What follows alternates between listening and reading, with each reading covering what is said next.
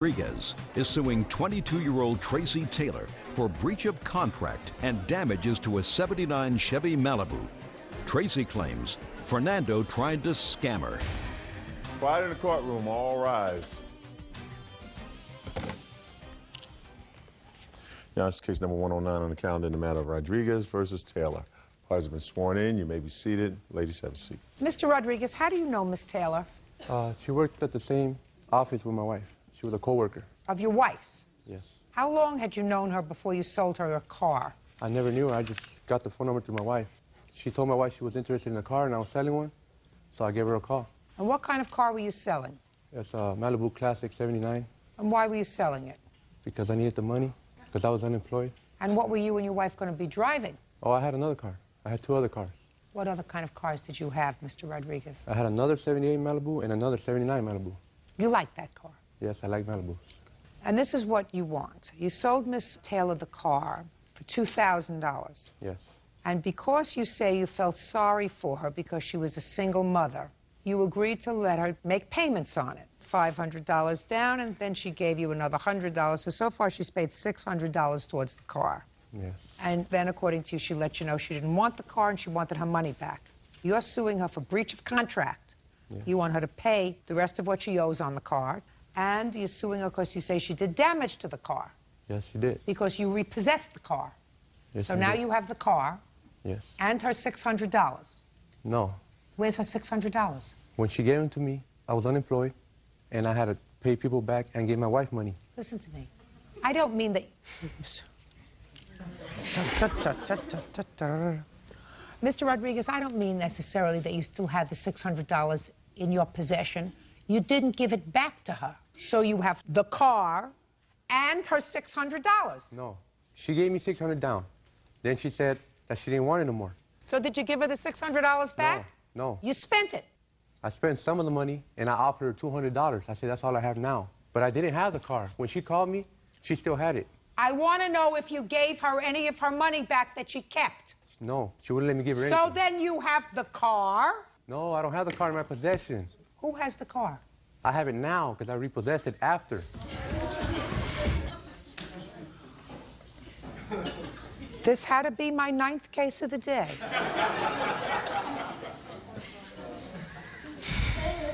I don't want you to say anything, Mr. Rodriguez. I just want you to listen to me and believe what I tell you.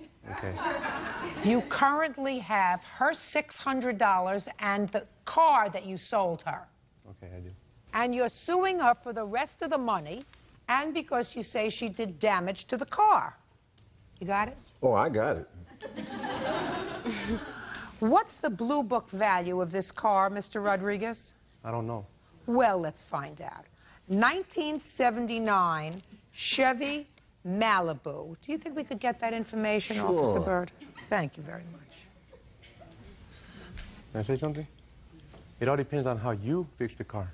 You can restore any car and make it look good and make it worth money. I had it nice. Not according to her. Okay. Miss Taylor, on what date did you initially see this car? On March 24th. And you agreed to pay him $2,000 for the car? And when did you tell him that there were problems with the car? March 25th, the next day. What was wrong with it? The blinkers weren't working, the speedometer, the roof was coming down, and also... When you say the roof was coming down, what do you mean the roof was coming down? It was tacked up, and I didn't realize it was tacked up. Was it a convertible? No. She's talking about the upholstery. Yeah, the upholstery was tacked up. With what? With thumbtacks. This is the car that you restored, Mr. Rodriguez? Shh, shh. You tacked up the interior with thumbtacks? No, look, the car, the interior is all red. You know, it has okay, what happened was from the windows being open, it was starting to come out. So I did put some red ones in there, some little ones, the round ones. Not the long ones they use in school, in elementary. I mean, that's what she's trying to say, trying to make it seem like. I had it red ones, you couldn't even see them. And that day when she got it, she's like, what's up with this? And I told her, but just, you know, it's coming down, just, you can fix it yourself, that's it. She never asked about blinkers, nothing. Wait, what do you mean she didn't ask about blinkers? When you buy a car, you say your blinkers work? Is that what you're asking? When I buy a car, I make sure I ask, hey, is there any malfunctions? Make sure the lights work, everything. The radio, whatever I need to know. You know, she didn't ask any questions. She just wanted a car. What do you do for a living, Mr. Rodriguez? Right now I'm unemployed, but I'm a machinist. Take your hands off your hips. How long have you been unemployed? For a few months. So who supports you, your wife? I just do side jobs or whatever I had to What do. does that mean, you do side jobs? You say your wife works. She's a co-worker of hers, so if you don't work, then your wife supports you. Well, she supports me. You have children? Yes, I do. How many children do you have? 3. So your wife supports you, she supports your 3 children, and she works full-time. And she takes care of the house. No, I take care of the house. I doubt that. And the kids, everything. Sure. Can I say something? Sure.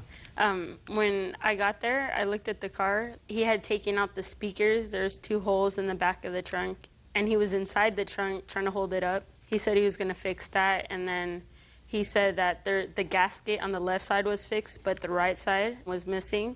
He said he would fix it. Miss Taylor, you're not much of a business person. What did Mr. Rodriguez say when you said, I want to return the car after one day? He said, well, I don't have the money right now. And I was like, oh. Because he spent it. Yeah. He said that he owed people or he was going to put it in the bank, but then he told me that day I called him that he put it into his other car. Into his other car. So, do we have any figure? Nope. Doesn't go back that far. Don't go back that far. Judge. You know, you got an 87. What does the 87 show? It said $0. So it says the 87 is worth nothing. Pretty much. Unless it's in fantastic condition. Not kept together by thumbtacks. Pretty much. Judge Judy continues in a moment.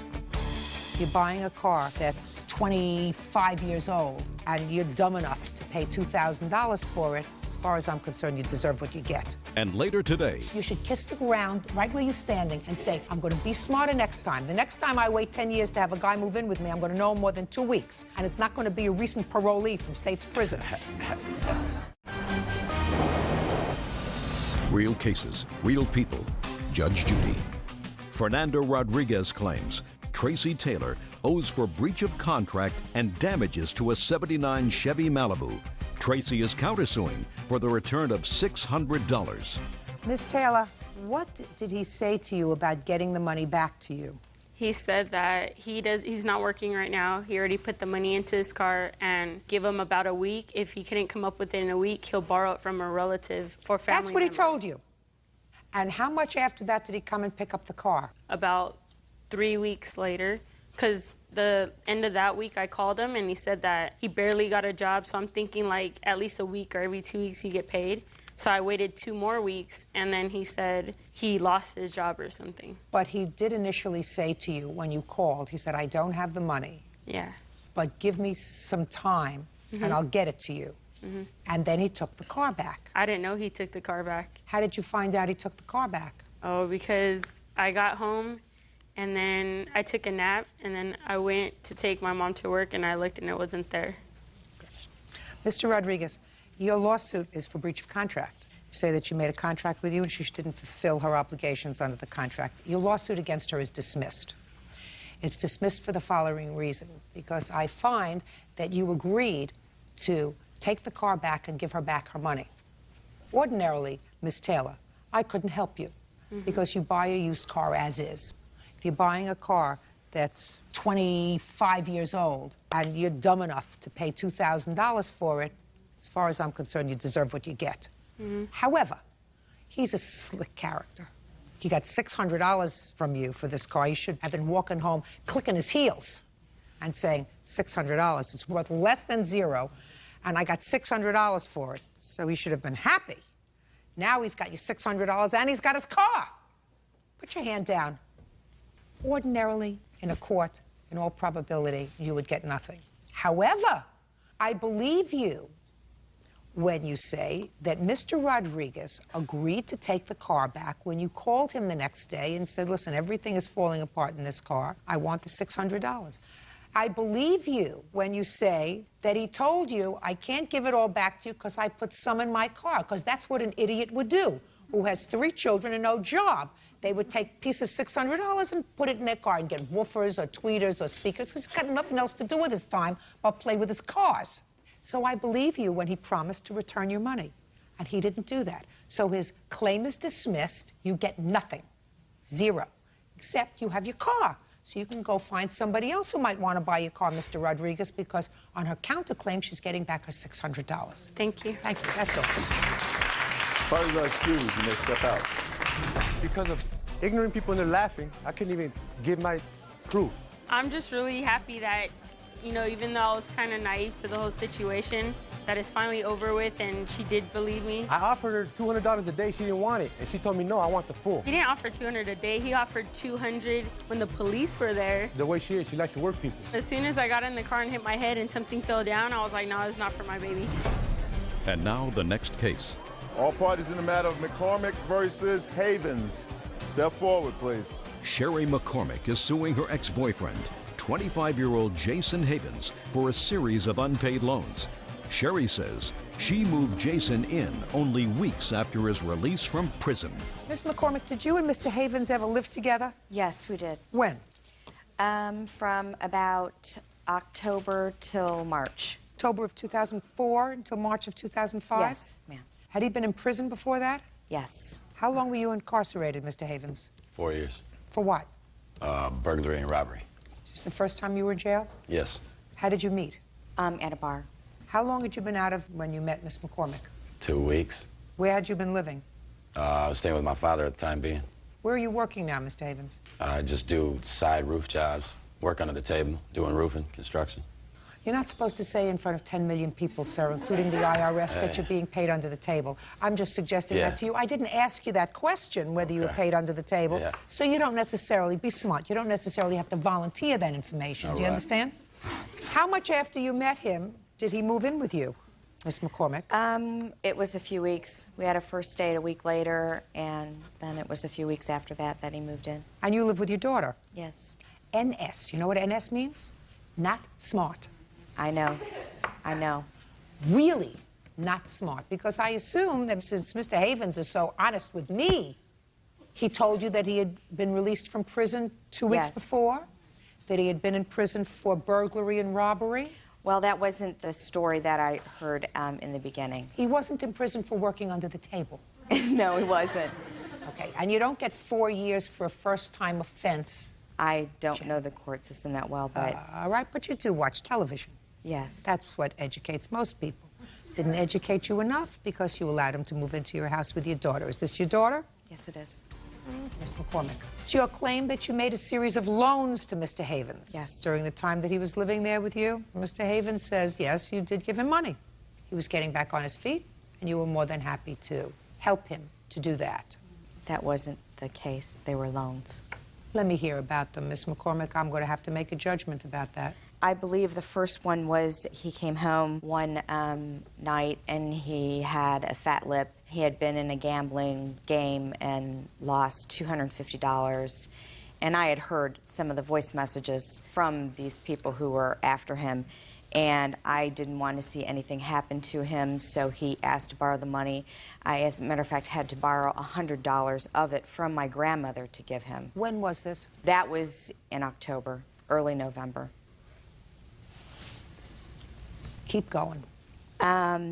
During the period of time, he would come to me and ask me for $20 here, $10 there, ask me for money to go see his daughter, to do things with his daughter, and at one time he ended up at a party with his cousin with the money that I had loaned him to do something with his daughter. And when was that? Probably in November. November. All righty. So let's see what we got. We've got someone that you met in a bar that moved in with you 2 weeks later, who had been released from prison after serving 4 years. During that same month, he comes home after a gambling debt leaves him bloodied, according to you. You have people calling and leaving voice messages, and those people are saying that they're going to cut him off at the knees unless he gives them this $250, whatever. Yeah. So you borrow money from your grandmother to get him out of that fix, and then you continue to live with him. When you start giving him more money, 20 here, 10 there, and then some money to go and visit his daughter, and you find out that he ended up at a party with a friend and didn't use the money for the visit with his daughter. That's in November. Let's go to the next one. I had gone to Florida, and he house sat for me he asked for money while I was in Florida, and I left him money. And while I was in Florida, he ran out of money, so I had called my dad's girlfriend, and she took him over another 20. You know, all this was in promise that when he got his money from his loan from school that he would pay me back. Is that right? No, it's not right. Nah! Don't believe a word of that, Miss McCormick. You've got to start using your brains. How many men have you had living in your house with your daughter in the last 10 years? Only one. Only him? Yes. You were certainly holding out, and you waited for some, and you got some bargain. Oh, I'm not you got saying I yourself didn't make a big mistake. the real pick of the litter. You bought a car from her, is that right? Yes. Did you give her any money down? I gave her an $800 down payment and agreed to pay the rest of the $2,000 monthly. She took the car back. Yeah, before the first payment. Did he give you $800 towards the car? No, he did not. How much did he give you? He didn't give me anything. She's not going to admit to it. I gave her $800. I gave her 50s and 100s because I got it out of my school loan check. That was the whole point of me getting the loan, was so I could get a car. And she was the perfect opportunity for me to get a car, so I got it from her. Can I say something, Your Honor? Sure. He made it a point to have his father mail me a check so he would have a receipt for the first payment. And if he gave me $800 supposedly, I would think he would have wanted a receipt for it also. That was before I moved out, before she went crazy and tried to go to my friends' houses and try to find me everywhere every night. Which I did not do. He doesn't have a counterclaim for this $800. He just says, listen, I bought a car from her, I gave her some cash. She repossessed the car because I didn't finish paying, because I didn't pay for it. She just didn't want me to have it anymore. She repossessed the car. So he doesn't have a counterclaim. I don't have to even believe that he gave you $800. All I have to believe is, from your perspective, is whether or not you advanced him this money with an expectation of being repaid. I don't believe any sane person who's 43 years old, who has a teenage daughter, who runs a house, first gives him $250, then without getting a penny back, gives him more money a couple of weeks later, and then a couple of months later, without getting any more money back, gives him more money and has a legitimate expectation of being repaid.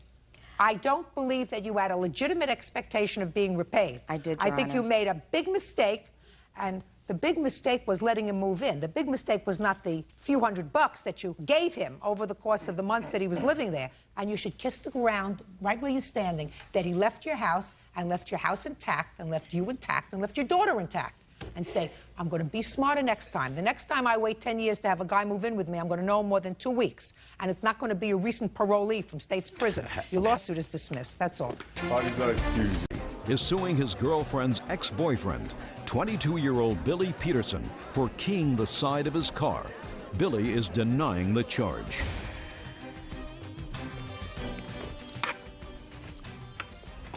Now, this is case number 115 on the calendar, the matter of Ari versus Peterson. Parties have been sworn in. You may be seated. Ladies, have a seat. All right, Mr. Ari, the defendant is the now ex-boyfriend of your now current girlfriend? Yes, ma'am.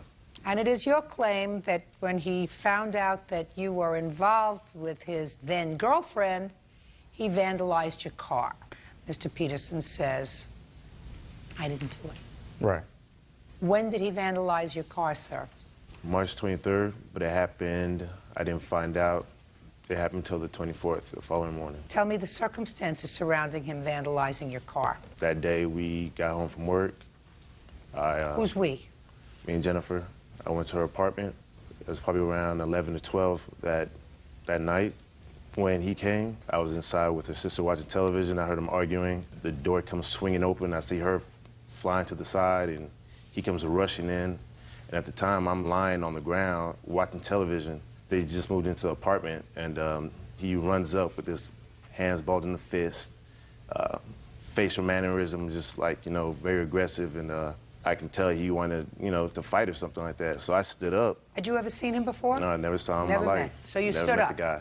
So, yeah. And when you stood up, what happened? Oh, when I stood up, his whole mannerism changed real Right. quick. I was like, what's the problem, you know? And at this time, I started taking off my watch, and he looks at me, he's like, oh, I just want to ask you a question. So we walk outside. What were you taking your watch off for? Well, you know, I want to know what time it was, man, you know? So, Why were you taking your watch off? well, it was a nice watch, and I just didn't want to mess it up. So, Okay.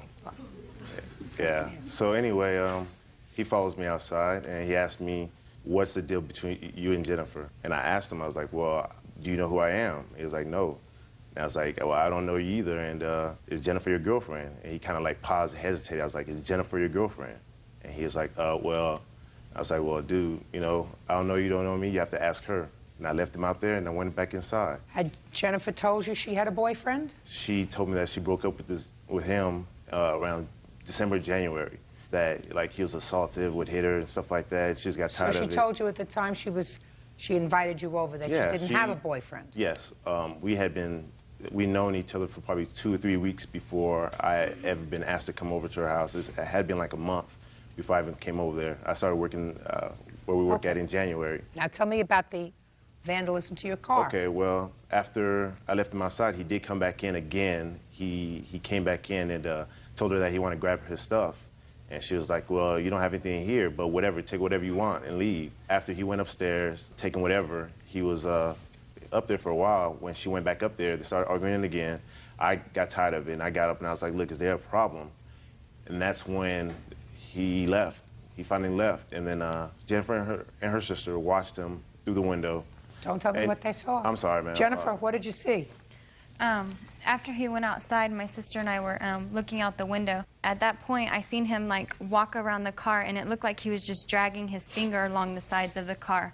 And he just walked around the whole vehicle, and then I seen him just walk away and get in his truck and leave. Did you tell Mr. Ari what you had seen? No, I didn't tell Sean at that time because I didn't want them to fight any longer. And my little sister was there, and I didn't want her exposed to this. And I knew how upset Sean was about the whole thing, and how much more he would be upset if he knew that Billy was anywhere around his car. Well, when did he find the damage to his car? That following morning, ma'am.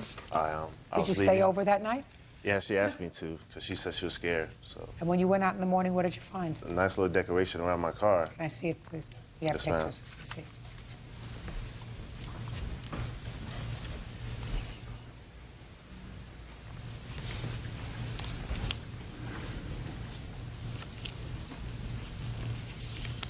Did you speak to him about it?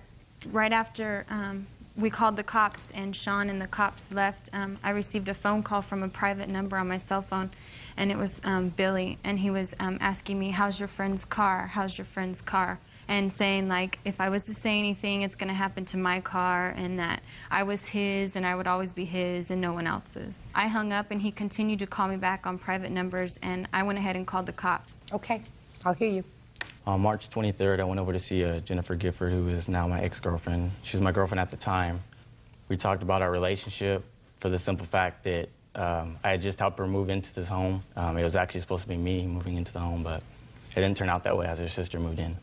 At that time, we were just discussing our relationship. She asked me what was going on. I asked her if everything was okay between us. Basically, I was expressing, like my love for her. She seemed pretty apprehensive to really speak to me at that point. She seemed just not her usual self. I've dated her for about 3.5 years. You knew before that things were not right, Mr. Peterson, because you were supposed to, according to you, move into this apartment together. She had been in this apartment for a month, and you weren't living with her. So you knew something wasn't right a month ago. Well, I have a child. How old is the child? 3 years old, and that was a complication at hand. So you knew that things weren't right between the two of you for at least a month. She actually lived with me in my home, and things were good. We didn't have any complications. When she moved into her own place and you weren't living with her, you knew that something wasn't right. Yeah. Okay. So what did you go over there for at such a late hour? She received a diamond ring from me. March, when I went over the 23rd. When did she receive a diamond ring from you? Christmas. Okay. Okay. When I went over there the 23rd of March, discussing issues in regards to our relationship, this gentleman here, the plaintiff, exited the doorway asking me who I was at that time. Now we got myself, this gentleman, and her outside in a very awkward situation. I asked her who was he. She didn't respond. He asked me who I was, and I told him.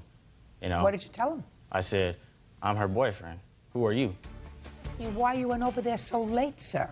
Well, because usually I stay the night there, and I had stayed the night there like several days prior to this circumstance. Did you take the engagement ring?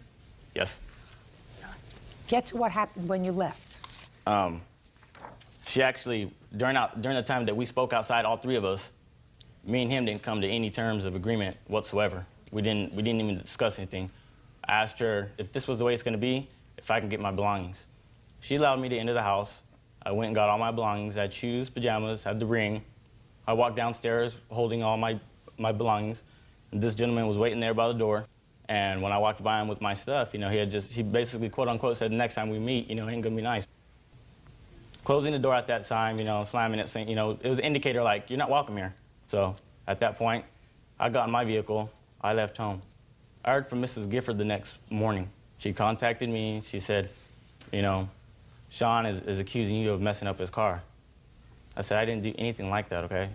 And you should know me better than that. We were together 3 years. I never did anything like that. So basically, that's how it went. And who do you think keyed his car? I don't know. It's a new neighborhood, so I really wasn't sure. Like I said, I'd made sure that, you know, when I moved her in. Who are you? Excuse me, I'm Billy's mother. My name is Anna Peterson. You know anything about this case? I know some. Jennifer Gifford called me that next day, and she said, I think Billy keyed my friend's car. And I says, why didn't you call us and say, Billy's over here, there's a problem? She had no response. I replied, you know us for 3 years. You know we don't condone any kind of negative behavior. She proceeded to cry and say it wasn't supposed to be like this. It wasn't supposed to be like this. I said, no, Jennifer, you've been in my family for 3.5 years. I've come to love you, and it isn't supposed to be like this, okay? So prior to that, the day before, she had come to my home with my grandchild. Now, if they're not a couple, what is she doing with my grandbaby? She's come to my home the day prior to this happening, this incident. She has my granddaughter. I sit down and we have a heart-to-heart talk. I said, Jennifer, how are things with you and Billy? She says, we are working things out. I said, are you dating a certain individual? Not this gentleman. She replied, no. So at that point, I didn't feel there was a problem at all because they had still been seeing each other. She had been with us in March. Jennifer, I have a question for you, dear. Yes. You didn't tell this gentleman, uncross your hands, you didn't tell Mr. Ari? Yes, ma'am. About what happened that night. He stayed all night. Correct. Correct? Now, private number called. Yes. And you say you spoke to Mr. Peterson. Correct. And then he kept calling. And you kept taking the phone calls, or did you let it go to voicemail? I took a couple and then I stopped. I called the cops. They came and took a report and went and spoke to him and told him he needed to stop calling me and that if he came back to my house, he would be arrested for trespassing. Did the police tell you to stop calling her? Yes. They contacted me through the telephone, and they said that Mrs. Gifford has stated that you and her are not going to be in a relationship anymore, so please do not have any more contact or show up at her home. I said, yes, sir. Not a problem. What would make her call the police, Mr. Peterson? I believe it lays down a foundation in which there's no pertinent evidence in which can be held against me in this predicament. I mean, given the circumstance at hand, I've been accused of vandalizing a car, and she asked me the next morning if I was okay. Listen to me, Mr. Peterson. There are only two people that could have vandalized that car. One was you, and one was Jennifer. Now, if Jennifer had a sick pathology, she could have said, listen, when he's sleeping, I'm going to go out, I'm going to vandalize his car, I'm going to key his car, and then I'm going to be able to get rid of Mr. Peterson once and for all because he's going to stay away from me. She would have to be pretty nutty to do that. But those are the only two people, in my judgment, going to do it. Her sister wasn't going to do it. Her sister doesn't care whether she's seeing you, whether she's seeing him. She doesn't care. I just don't see her doing that, Mr. Peterson. Judge Judy continues in a moment. And later today, I told them they could go down there and play with the foosball table, but they were to not touch anything that was marks and to stay away from the motorcycle. Any of you children touch the motorcycle? No, ma'am. real cases, real people. Judge Judy. Sean Ari says his girlfriend's ex, Billy Peterson, vandalized his car by keying it. Billy admits he was angry, but claims he didn't do it. You certainly had the opportunity to key his car. And after what you discovered that evening when you arrived at her house, there's no question you had the inclination to key his car. You weren't going to fight him because after he stood up, you figured you weren't going to get the best of this deal. Probably not. Probably not. So what's the next best thing to a young man's heart is his car. What kind of an estimate did you get to fix your car, sir?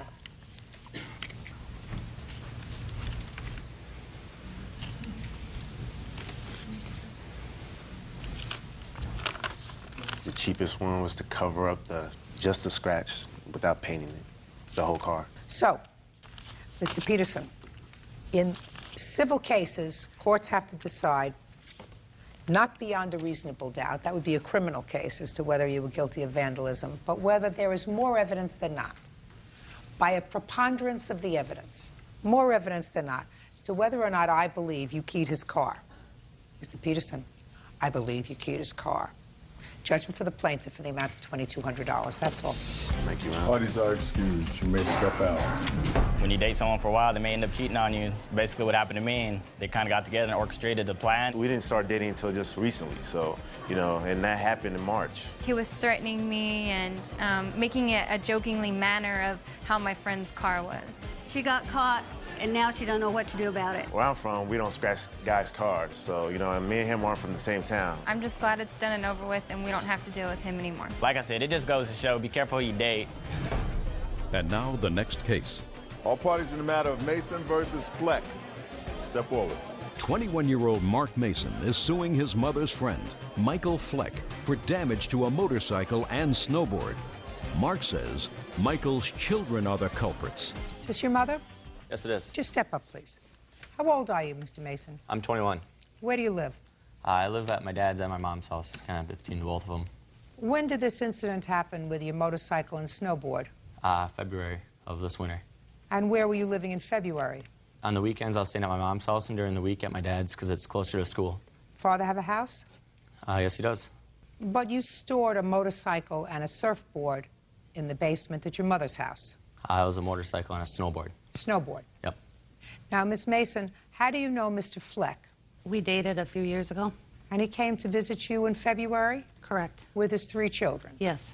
What was the weather like the day he came to visit? It was winter, so in Minnesota and Wisconsin, snowy and cold. So the children were playing indoors? Correct. When did they ask you if they could go down to play in the basement? I had shown them a tour of the home, and they saw Mark has a foosball table down there, and they had seen the foosball table and wanted to go down and play with the foosball table. So what did you say? I told them they could go down there and play with the foosball table, but they were to not touch anything that was Mark's and to stay away from the motorcycle. And you told that to 3 little children? Correct. And then you were upstairs entertaining Mr. Fleck? We had ordered pizza, so we were waiting for the pizza to get delivered. Okay. This is your lawsuit, Mr. Mason. Yep. The lawsuit wants Mr. Fleck to pay for damage allegedly done by his 3 children when they were playing with a box downstairs in the basement, playing in a big old box. And they bumped up against either your snowboard or your bicycle and caused damage to your bicycle. That's correct. Right? He's not going to pay for that. Whose responsibility would it be? Your mother's. Why is that?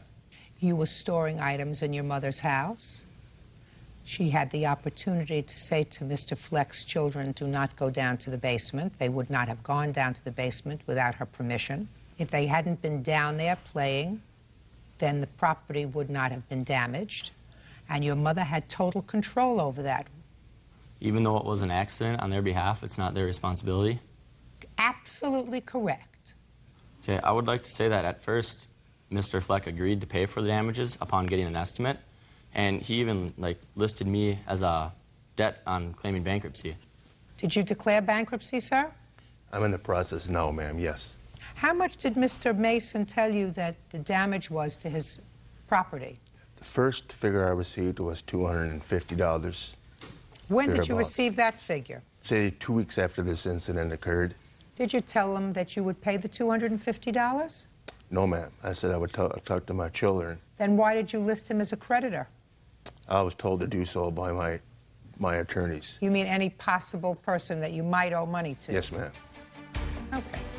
Did you originally tell Mr. Fleck, Mr. Mason, that the damage was $250? Yeah, I called around to get The estimates. answer is either yes or no. Yes, Then why are you suing him for $877.46? because once I went to the dealer and got the estimates, that's what they came back as. That was my estimate at first. Me, not the dealer. Did you tell that to Mr. Fleck? I did. That was just some online researching that I did. I don't think he owes you anything. And he says he didn't agree to pay you. He said he just listed you in his bankruptcy because in the event that you got a judgment against him, he wanted to be covered. Is that right, sir? Yes, ma'am. Any of you children touch the motorcycle? No, ma'am. Were you playing in a big cardboard box? I was. That's what happens when kids play. So they're not responsible for their damages? Your mother gave them permission to go downstairs, sir. Your mother gave them permission to go downstairs. And if what happened down there was an accident, should have been covered by your homeowner's insurance if you had it. Do you have homeowner's insurance? No, ma'am. Should have. Or else your mother's going to fix it. She should not have let Mr. Fleck's children go downstairs if your property was downstairs and she knew it was valuable. You got it? Goodbye. The parties are excused. Jill claims she was neglecting his children. Order. All rise. Yeah, this is case number 586 on the calendar in the matter of Peary versus Chambers. Parties have been sworn in, Judge. You may be seated. Gentlemen, lady, have seats, please. Ms. Peary, you had provided child care for Mr. Chambers' children for some time. Your complaint is that he removed his 2 children from your daycare facility recently without giving you the requisite month's notice. He had only given you 2 weeks' notice because he had paid the beginning of the month and he removed the children in the middle of the month. Mr. Chambers states that he believes that his children received inadequate care. He was quite concerned about an incident that occurred at your daycare facility with one of his children, and because of that, he should not be required to give you the 30 days notice. That's your position, sir. Is that right? That is my position, Your Honor. Okay. When did you start to take care of the Chambers children? Initially in January of 2001. And how old were they at that time? They were quite young. The youngest was crawling, and their older was around 1-ish. That would be hard. How old were your children in January of 2001, sir? I believe my youngest was just about 6 months, and the older, I believe, Your Honor, was just turned 2. And they were there full-time? That's correct. Now, there was a time when they left your facility for a brief period of time, and then they came back a few months later. When did they terminate your service? December. December what? Of 2002. December what? Well, they had paid through the last day of December. When did they remove the children? What date? Yes, sir. December 19th, I believe, Your Honor. Oh, right, where they did not come back. That's correct. Now, Mr. Chambers, you're going to tell me why you removed the children on the 19th. On that date, I, along with my friend, had gone to pick up my children. It was approximately 4:45. When I arrived, my child, who was 3 at the time, was sitting next to a piano in the living room, crying, and he had... What's his name? His name is Tyler. And he was wearing this shirt, Your Honor, and it was soaked on this sleeve, and he had chewed little holes in here. He was sitting on the floor. I didn't see any adult, so I went over and I addressed him and asked what was going on. At that stage, my 2-year-old ran up and said, Tyler's in trouble. Then the adult supervisor at the time, whose name was Liz, entered the room and said, "Oh, I'm glad you're here. We're very angry at Tyler." I asked her, well, what's going on? She goes, he scratched Mrs. Just a second. Is Liz an employee of yours? Yes, ma'am. Where is she now? Because of the incident, they had a state investigation, and all claims were cleared. And so Where is she now? She's working at the daycare. You did not bring her? No, ma'am. Where were you during this incident? I was present. You were there at 4:45 p.m.? I had left at 3:45. So you weren't there at 4:45? Correct. Her employee's working. She chose not to bring her. I'm going to let you tell me what she told you. Yes, ma'am. And also, she said they were very angry at Tyler. They were very angry at Tyler. He had scratched Miss Jen's piano. She showed me the scratches. There was considerable damage. He is only 3. To me, it was my understanding he had been doing it for some time. Did Tyler cause considerable damage to your piano? No, I did a simple polish on the piano and they all but disappeared. At the time, it looked like it was scratched? Oh, it had been scratched, but it wasn't considerable. It wasn't anything that I was too concerned about. But he had done something. Okay. Were you present when he scratched the piano? Yes, ma'am. What time did he scratch the piano? It was during nap time, which was 12:30, between 12:30 and 2 o'clock. Well, where were you? During nap time, he lays in the living area, the general area, and I am in the kitchen area, which overlooks the general area. You did not see him marking up the piano? No, I did not. When did you discover that he had marked up the piano? When I was cleaning up after nap time. What time, 2 o'clock? Yes, it was between 2 and 2:30, and had found the scratches and said, Tyler, did you do this? What happened? And he showed me he had brought in a piece of clay from outside. We'd had a windstorm and a pot broke. Brought it in and had started writing his T's and his letters on the piano. Judge Judy continues in a moment. This is not a business for you, madam. I've been in the business for 13 years. Well, I want love to tell you their something. children. I don't know where, but I wouldn't leave my child with you. They're very well watched over. In fact, what I'm telling you is, it's outrageous. And later today, I finally got the chow off, and I went back to get the Rottweiler off. That's when I got bit in the thumb. I picked my dog up, and he was full of holes. child care provider Jennifer Peary says former client Mitchell Chambers owes for breaking their contract. Mitchell claims Jennifer gave his son a 3-hour timeout. So from 2:30 to 4:45, he was in timeout? No, ma'am, no. He was in a 15-minute timeout. Yeah. Well, why was he still sitting in a corner at 4:45 crying? That is not the case. Well, you weren't there from 3:45 until at least 4:45, is that right? I did ask Okay. Now, what did her employee Liz tell you? I asked her, well, when did this happen? And she stated between 12:30 and 1. The children were down for naps, and she heard Miss Jen scream and was upset about the piano, and then she said that they found some pottery in the room. They asked Tyler, and Tyler said he had scratched the piano. And this is the shirt that he was wearing, and his diaper was also wet. I have reason to believe I can't understand that he wasn't there for 3 hours. Right. Your Honor, he regularly chewed on his clothing. He was a very nervous child, and he regularly chewed holes in his clothing and had quite a bit of saliva and drool, so that was very normal for him to chew on his clothing. Mm-hmm. And when I left at 3:45, I told my employee, go make dinner, get, the evening ready. He was done with his timeout. It had been done and over with. Who was your employee? Liz. How many children do you have? There were probably approximately 11. 11 children, and how many employees? One? It is myself. You weren't there at right, 3:45? I have 3 employees. How many were there that day? 2. At that time, it was 1. And you told the one employee that was there to go inside in the kitchen and get ready for dinner? At the time, that's what you just she told is me. not I mean, left is that with- what you just told me? You told me you left, you had one other employee, you had 11 children, including at least 2 toddlers, one 2 years old and one 3 years old. Right. One that had already brought a sharp enough object into the house so that they could damage a piece of wood. That piece of sharp object that he brought in from the house could just as easily have hurt him as hurt your piano. And you left 11 children in the care of one person who you told to go in and prepare dinner. There were not 11 children there at the time. Well, that's there what was I there asked you. in the day. I asked you how many children were there on December 19th? For the total day. But when I leave one employee in charge, no more than 8 children can be there at a time. Good. You left one person with 8 children, correct, toddlers, and you told that employee to go and prepare dinner. Right. She takes the children with her into the kitchen area. Miss Perry? Pardon me? You're going from bad to worse, madam. Oh, I'm just trying to get my point across. You're getting your point across. She takes all 8 children with her into the kitchen to cook dinner? That is Where were you correct. going at 2:45? My daughter has piano practice, and I take her to practice, and then I come back home. So the situation had not gotten out of hand. Miss Perry. Yes, ma'am. This is not a business for you, madam.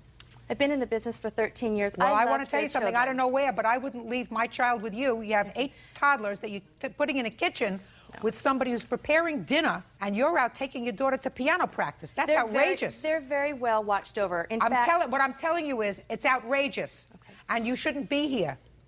So if you've been in business for 13 years, I would suggest that you take your business and its good name and walk out the door, because if they gave you 2 weeks' notice under these circumstances, that's all you were entitled to. Goodbye. Can I mention the state? Goodbye. She didn't even let me Why does say that anything. excuse? They step out.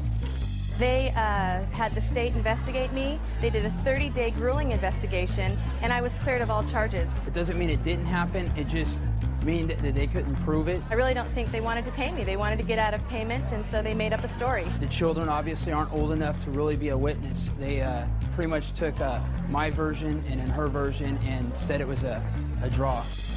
And now the next case. All parties in the matter of Meyer versus McDermott. Step forward, please. Terry Meyer is suing student Elisa McDermott for vet bills and pain and suffering due to a dog attack. Elisa says Terry's dog attacked first. Mr. Meyer, it is your claim that the defendant's dogs bit not only you, which was a minor injury, but seriously injured your dog. Yes. By biting your dog. You want the defendant to be responsible for all of the bills that you sustained as a result of this attack. Ms. McDermott says that the whole incident was your fault. So I'd like you to tell me where this happened, what time it happened, who else was present when it happened. It happened on January 12th in our city park, and I walk my dog there every day, 3 times a day. What kind of a dog do you have? I have a little rat terrier husky mix, How much does the dog weigh? about 25, 30 pounds. What time of the day were you walking? 6 o'clock, exactly. Go ahead. I got out of my truck and I walked down to the lake, and my dog was on a leash, and I felt the leash go all the way out, and I turned around and there was 2 dogs on my dog chewing on him. Excuse me? Don't speak until I get to you. Okay, thank you. I turned around and the dogs were chewing on my dog, and his leash broke. I ran over to my... What kind of a lead was it? One of those that... A little retractable on a little cord. But he's a little dog, and the dogs were chewing him up. I ran over there, and I jumped on the dogs. There was nobody around when I jumped down on the dogs. Then all of a sudden, I looked up, and she was standing there. What kind of dogs were these? One was a Rottweiler Black Lab mix, and one was a Chow dog.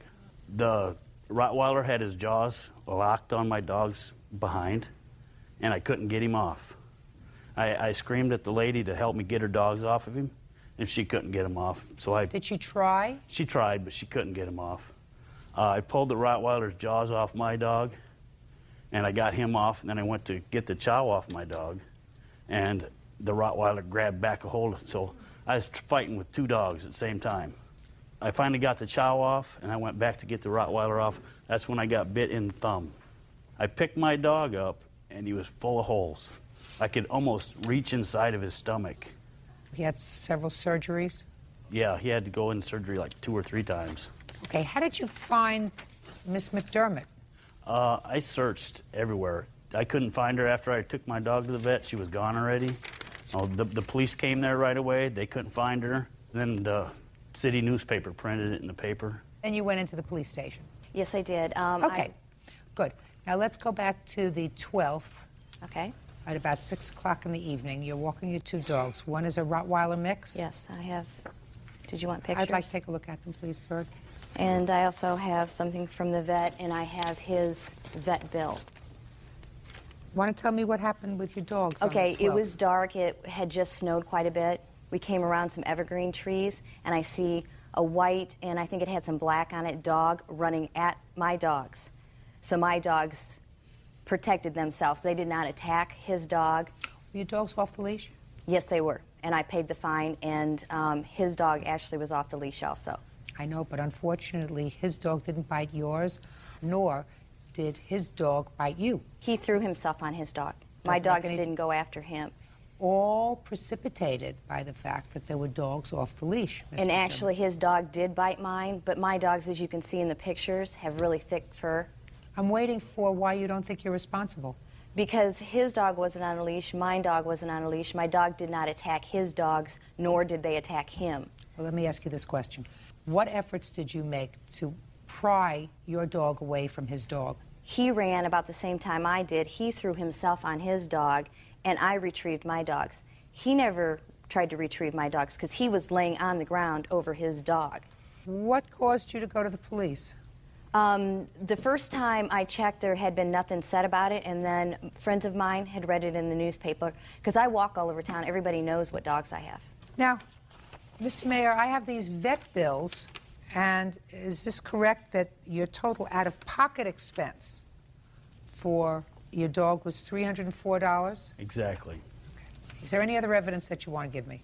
Yes, I have pictures of my dog. I'd like to see them. Here's one before. There's the dog after he was attacked, and me. What did you do for the bite on your thumb? I cleaned it up. I was so occupied with all this, I didn't have time to go to the doctor.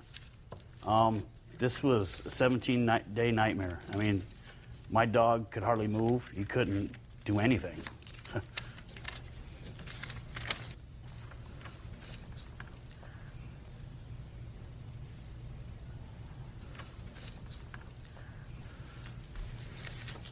I have... Miss McDermott, is this the first summons you've received for letting your dogs be Yes. without a leash? Anything else? Yes, Your Honor. I have her arrest. Well, she turned herself in, but they considered it an arrest Can I see paper. that bird? And if her dog didn't bite before, why did she put her own dog to sleep? Which dog did you put to sleep? I put the Chow to sleep. Why?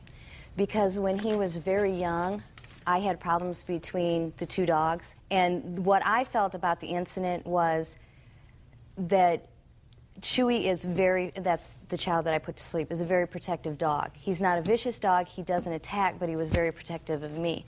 And I didn't want to have a situation where a young girl lost control or a young child lost control of their dog. It happened in another city. Your Honor? Yes. Now, she put the Chow to sleep, but the Rottweiler did all that damage. Those dogs were vicious. I mean, there was...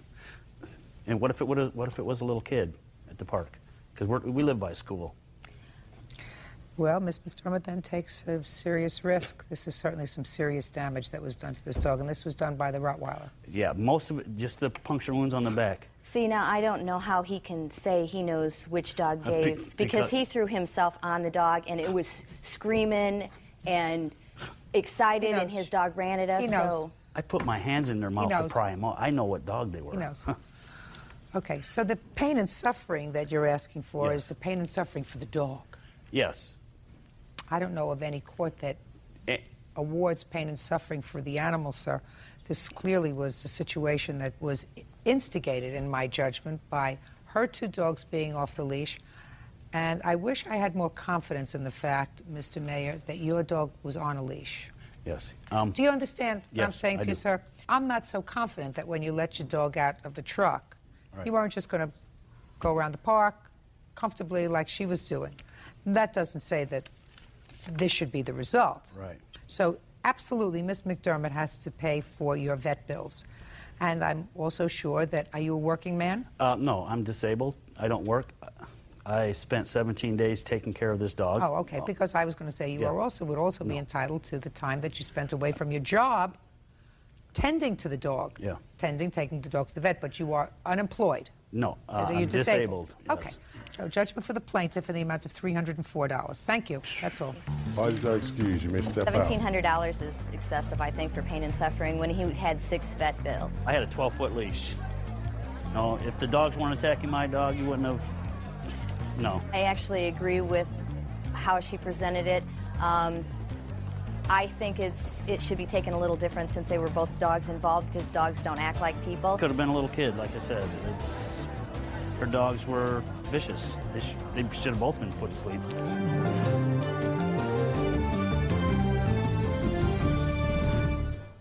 Is suing the mother of his daughter, 22-year-old Tiffany Heron, for the return of a TV and home theater system. Tiffany claims Justin abandoned the property. Yeah, it's case number 151 on the calendar in the matter of Clausen versus Harem.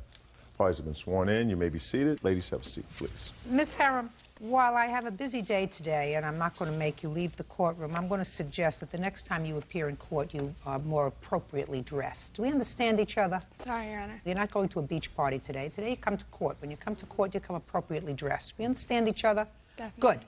Now, Mr. Clausen, you and the defendant have a child together. Yes, Your Honor. And it is your complaint that when you separated some time ago, you left your television set and entertainment center with Ms. Herram. Yes, Your Honor. And you want those items back. Yes, that would because be you very say you paid for them, and you're still paying for them. Yes. Ms. Herram says you left her not only with the child, but with a whole stack of bills, and she paid as many payments as you did on that television set and entertainment center. They don't belong to you. They belong to her. When did the two of you separate, sir? We separated in January of '04. And when was the television purchased? In September of '03. And the entertainment center? As well, at the same time. And the TV stand as well. You moved out of the house, sir, in January of 2004? Yes, Your Honor. And you left the television set and entertainment center there? Yes, I took everything else that I could, but I did not have a truck to take that. Well, between January 2004 and June of 2005, I assume that you could have gotten a truck. Yes, Your Honor. But you didn't. I did. I called the police. She wouldn't let me get it. I called the police and they said... The first time that you asked for it was what date? A couple days after that. I was like, hey, can I get it back? She said, no. Too bad. Okay, fine. When did you first file a claim against her in small claims court, which you did in order to initiate this case for the return of your TV and entertainment center? I have it right here when I went. What's the date? The date is 3/15 of '05. So I'm going to ask you, where were you for 14 months? Yeah, I'm trying to become a firefighter. And I was going to school 4 or 5 days a week, and I just didn't have any time for that at all. And taking Well, care what of are my you doing now? Now I took some time off because we went through a bunch of custody hearings for our child. One custody hearing. Shh, Mediation, meeting lawyers, and everything else. Just a second. So you took time off for that? Yes. And when was the custody case ultimately decided? 3 weeks ago, 2 weeks ago. Give me the date. May 18th. Yes, Your Honor. And at what stage of the proceedings were the custody and visitation and support case in at the time that you filed the small claims court case? I filed it right after that. Right after what? After we went to mediation, I filed for small claims court on... Well, what happened at mediation? I tried taking it through mediation. She wouldn't have anything to do with it. Her mother said that she would pay me $1,500 for it, but she... What are you talking about? May I say something? Yes. In mediation, he took my daughter from a family member's house, which happens to be my cousin's mother. He wouldn't let me see my daughter, so I went down and I filed custody papers. They granted me full temporary custody. When was that? In March. In March, and it was right after that that he filed the small claims court case. That is correct, and it was the day that he was ordered to pay me child support that he served me the papers for the small claims Tell court. him why. Excuse me? I was going to have him tell her. Excuse me, Your Honor. I'm sorry. I didn't ask you anything. Now, on what date did you take your daughter from this lady's house? I'm not sure of the date, Your Honor. Well, if you're not sure of the date, she is. What was the date? March 15th. Yes, madam. You want to get up and say something? Yes, I do. You're exploding. Yes, it was March 23rd. What was March 23rd? That the baby was removed from the cousin's house because we had a phone call. She was Shh, don't speak. We had a phone call from a bounty hunter looking for Tiffany. And the bounty hunter stated that he needed to get hold of her and that the guy that they're looking for was a drug dealer. So her family told Justin to go get Kaya, and that's why Justin went and got Kaya. Her father and her... Just a second. There was a hearing, ultimately. Yes, Is that Your Honor. right? Yes, Your Honor. And at the hearing, who was awarded custody? She was. I did not have any paternity tests. Have you had one now? No, the court did not order me one. They Why said, not? I have no idea. They just said that, okay, well, are you willing to take care of this baby if it is or not yours? I said yes. So therefore, no paternity test still, but I am... Did you ask for a paternity test? Yes, Your Honor. And they didn't really do anything about it. He actually filled out the paperwork and everything. In They the were courts. served to me in court when we had our custody hearing. Oh, fine. Very good. So right now there has been no legal adjudication of paternity. Is that right? Because you haven't had the paternity test. Exactly. Your Honor, they made him sign a paper that said that that he didn't have to take a paternity test, that Basically, when we went to court on May 18th, they were granting him he was the father without the paternity test. Is that what they did? Yes. That was very stupid on your part. Mr. Clausen, I'd always take a paternity test, sir. Yes, Your Honor. You never can tell. But that little girl is my whole life. I love her more than anything in the world. Great. Listen to me. Did you live together? Yes, Your Honor, we did. For how long? 4 years? 2 years. Was it 2 years? Yeah, 2 years. 2 years at our other house in 6 months, so 3, 2.5, almost 3. We were together for a while. Is this your son? If you can have a paternity test, if you were my son, I would say have one. Giving you my good advice. That's the last thing of good advice you're going to get from me. You left the television in the entertainment center with her for 14 months, sir. I did, and I kick myself in the butt for it every day. But you had an agreement. Well, the other thing was that if she was to move out, I would be able to get it back. And she says, well, it comes in a package. If you take me back, then I get her and the TV back. And? And I don't want that deal. Why not, sir? Because he'd rather have a 17-year-old girlfriend. Shh. Don't interrupt again. I let you slide with the outfit, not with the conduct. Go ahead. Because, Your Honor, it's just how I've caught her at some guy's house, and it's just wrong, and I don't want to have that lifestyle. Well, very good. You see why I suggested you get a paternity test, sir? Yes, Your Honor. Judge Judy continues in a moment. You went and bought clothes on his Sears account for yourself? I did buy things for the baby. You didn't. According to you, you bought cami things for you. Cami in white, cami in pink. Maybe this shirt to be exact. And later today. Miss Bass, you gotta understand something. You may waltz around me, but ultimately, I'm going to get to the truth. Real cases, real people. Judge Judy.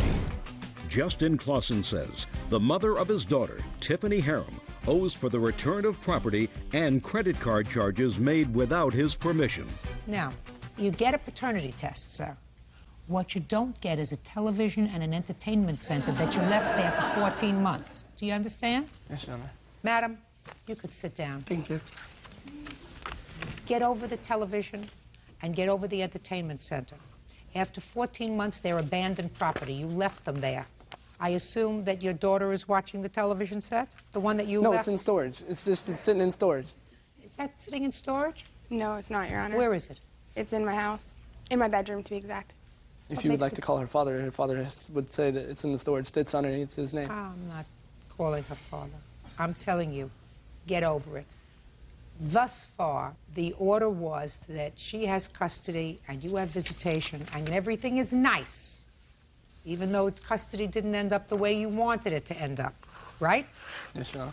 That doesn't mean that you try to exacerbate an otherwise relatively calm situation by filing a small claims court 14 months after the fact for a television set. Well, that was It's not stupid. That was not the only thing, though. She went to Sears and purchased some stuff on my credit card. Oh, I'd like to see that. Here's the receipt.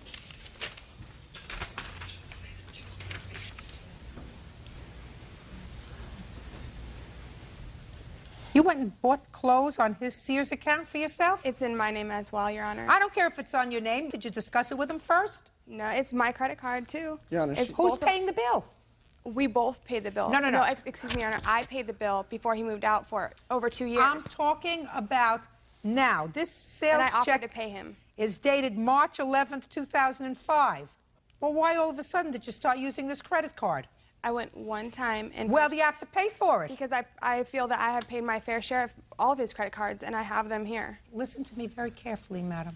I have no counterclaim. All I have is somebody who, after a year and a half, went in and used a credit card just to give him one of these zingers, knowing that you weren't going to pay the bill and he was going to get stuck with it.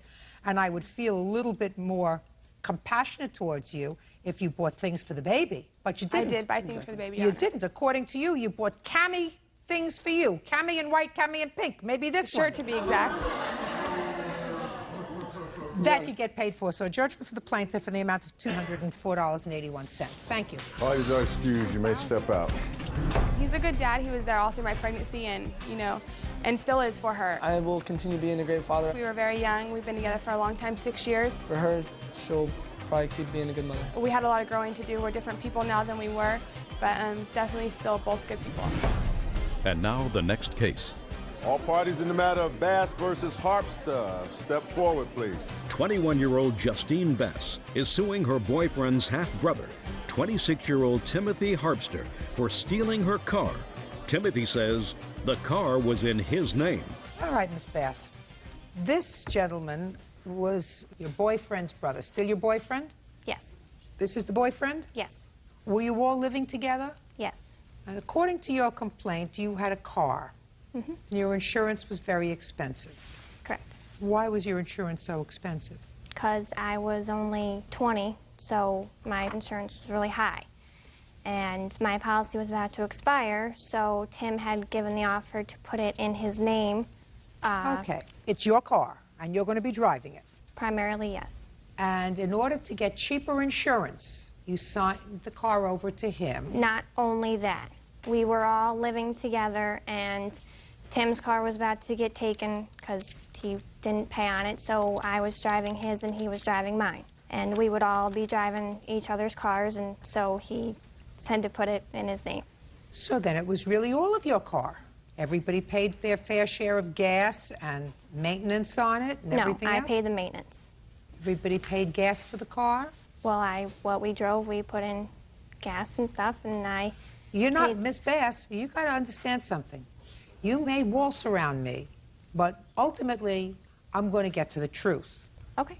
You understand? Sure. What you did was defraud the insurance company. That was your intent. No. Your intent was, oh yes, your intent was that it was really your car, because that's why you're here. That's why you're here. It was really your car. You put it in his name for insurance purposes, because if he took out the insurance, it would be cheaper. And then, when you all had a falling out, he took the car, and you want your car back. That's what the case is about. So it wasn't all of your cars, it was your car. That's what you're suing for, right? Right. Okay. So what you really did was, when you put the car in his name, which he acknowledges, and he acknowledges that it was put in your name for insurance purposes, right? Yes. You didn't pay her anything for the car, did you? No. She didn't make you a present of the car, did she? No. It was put in your name for one reason only, to defraud the insurance company, right? Yes. Now, when did you stop living together? In February. Who moved out? I did. What'd you do with the car? Well, it sat at the house. I moved out on the 1st of February, and shortly after that, Justine, my brother, I guess, moved out of the house. When? As of, I think it was March, around March 1st. When did you move out? We moved out on March 1st. And? I actually had some problems with Justine and my brother trying to get some of the things, my belongings, back out of the house. Finally, I did get to pick up the motorcycle that was left in the garage. I don't care about your things. That's not for me, Right. sir. What happened to the car? Like I said, we had gotten into some arguments and things. I didn't take the car until almost the end of March. The car was left at the house. In the old house? Yeah, they actually moved out and didn't take the car with them. Is that right? And it sat We there. couldn't. The title was not in my name, and it would be considered stolen, and the cops would have been called, and I would have got in trouble. So you left the car there? Had to. So you left the car there? Yes. After you moved out on March 1st, when did you contact him? For what? For your car back. I had tried calling him, and he wouldn't answer the phone. Tom had tried calling him, and he wouldn't speak to us. And so... He wanted some stuff from the house. He already got it. What'd you do with the car, Mr. Harpster? I sold it, actually. To whom? A friend of mine. Show me. Show me proof that you sold it. I don't even have proof, but I did, though. When did you sell it? 3 weeks ago. Actually, I didn't even have a problem with giving them back the title for their car. I didn't want their car. I could care less about that car, but when I asked them for the rest of the things back, such as the key for the motorcycle that was left in the garage, they started a big problem. So you sold the car? No, not necessarily. How much did you get for it? $900. What year car was it? 92 Acura. How many miles did it have on it? 117,000. Can I get the blue book on a 1992 Acura?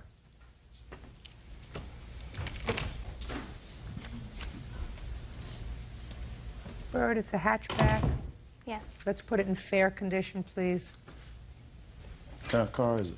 Integra GSR. It wasn't a GSR. It was a GS. GS. Fair condition, 1625. Could I take a look? That's the G. You have to teach me how to do this thing. She has an Integra. There's the Integra list. 92, Acura. Right, a GS. Right, and then the GS. And then she has a GS hatchback. So 1625 on fair condition. Your Honor. What is it, sir? As Tim's saying, that car is a GS. The GSR was it was a special edition. It was a only came in the hatchback. The car was a hatchback. If he had the title. Only a difference of $100, sir. Listen, you have to consider yourself very, very lucky that I'm even considering any part of your claim, because usually when people come into a court with not clean hands, I throw them out. I understand what you were saying as far as the defrauding insurance company, but the fact is that Tim was primarily driving that car. His car was often parked. Let me explain something to you. You want me to read you what your girlfriend said in her complaint? Well, I've read it. You want me to read myself. you? Okay. The insurance policy on my car was about to expire, and Tim said he could put it on his policy so that I could get a cheaper rate. That's why she says that you put the car in his name, that was to not get the- a cheaper rate. That's fraud on the insurance company, sir. Any way you slice it. You're very, very fortunate that I'm considering any part of your claim. Certainly not worth $2,800. I don't believe that you got $900 for it. I'm not even sure that it's still not sitting in your driveway someplace. No, it isn't. I did sell it. And you sold it because you were angry over your property. No, actually, I sold it because I asked them, I would have gave them the car back. Yes, I was upset about my property. So why don't you just say yes? Yes, I was upset about that. Instead of excuses. So you were angry that they wouldn't give you the key to your motorcycle and the other things Your that you Honor, want. You said, may I'm I? speaking. So you said, car's in my name, and this, according to your answer, you said I could do whatever I want with it. Plus, That's what also, you it said. was left there, yes. That's what you said. Car's in my name, I can do whatever I want with it. Right? Yes. Your Honor, we did leave the car there, but what were we supposed to do? Remove You were the car? supposed to do exactly what you did now, sir, which is immediately go to small claims court there and have a case that was heard sometime the beginning of March. That's what you're supposed to do. Well, I was also speaking to other family members of mine, my brother Jim, who is an older brother than both of us. He was also speaking to Tim because we are family and we didn't want to have to resort to this, you know. But ultimately you did. Had to. That's we had taken Right. everything else we could. And that's, Judgment for the plaintiff in the amount of $1,700. That's all. Goodbye. Parties are excused. You may step out. This way, sir. He said he was going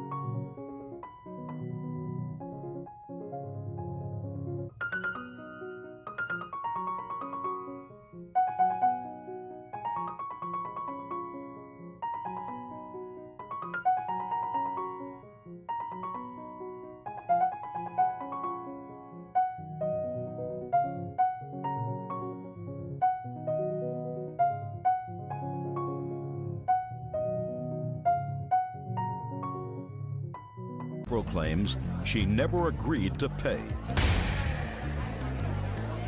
Order. All rise.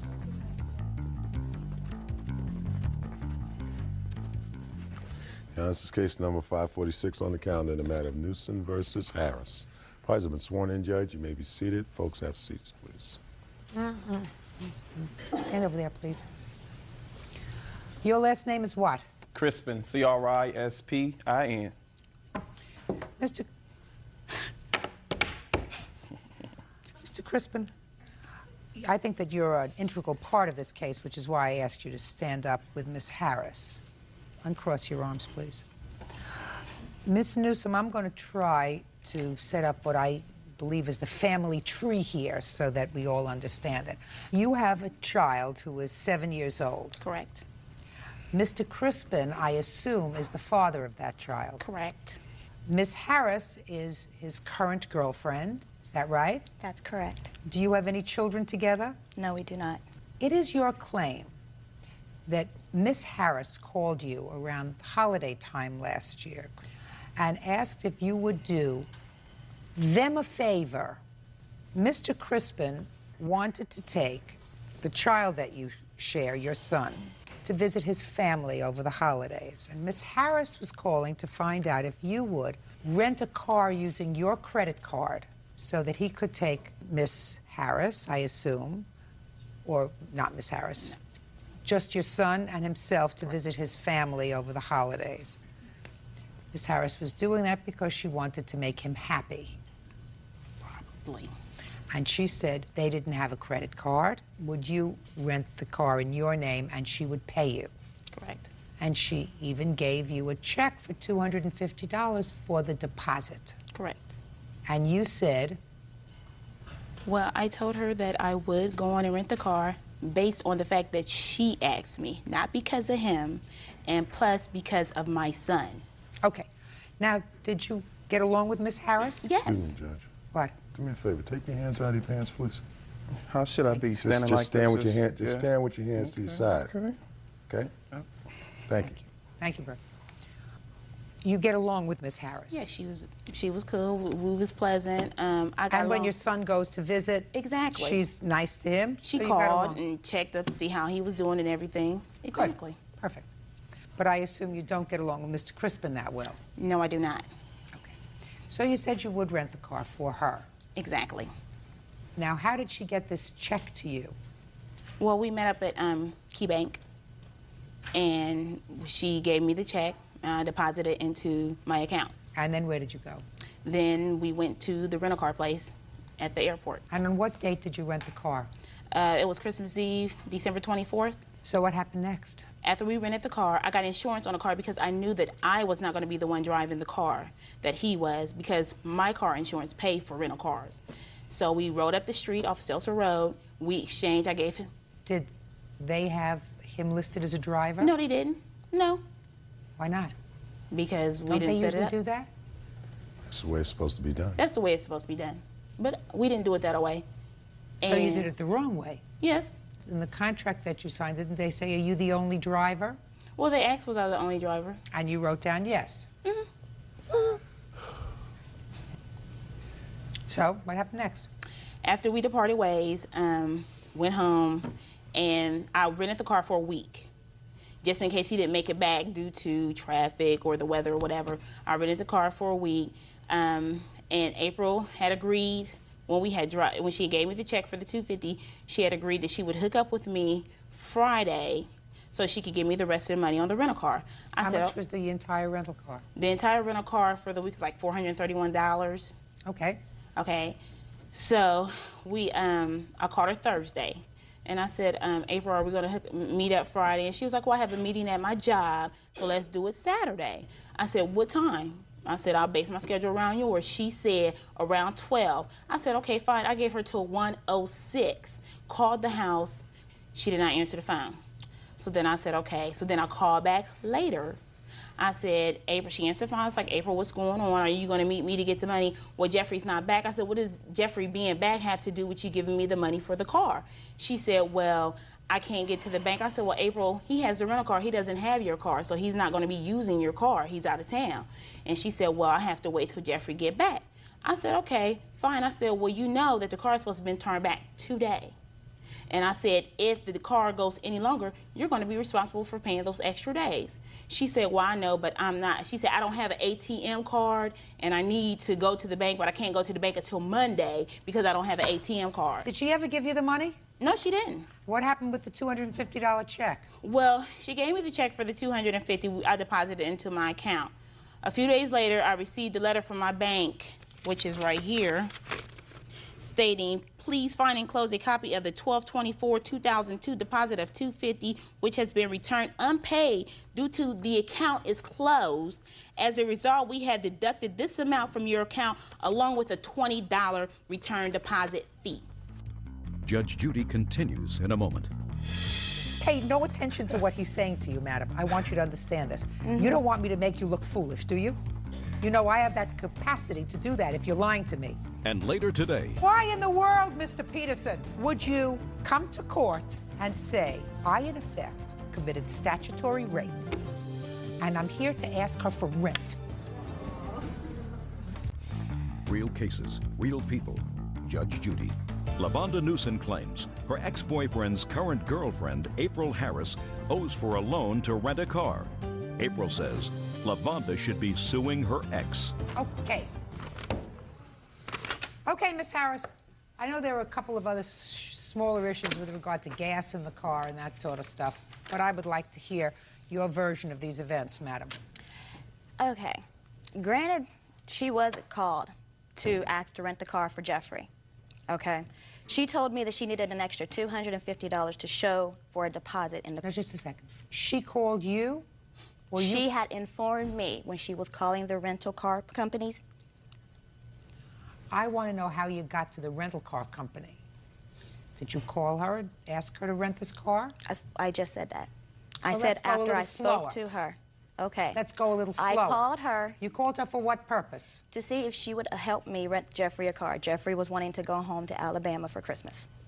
She had told me that the amount of the rental required a $250 deposit. I told her that I would give her a check for $250. However, that check will not clear my bank. She said that was fine. I told her, and she did know, that if it's a deposit, that she would get the deposit back for the rental. Why didn't you rent a car for Jeffrey?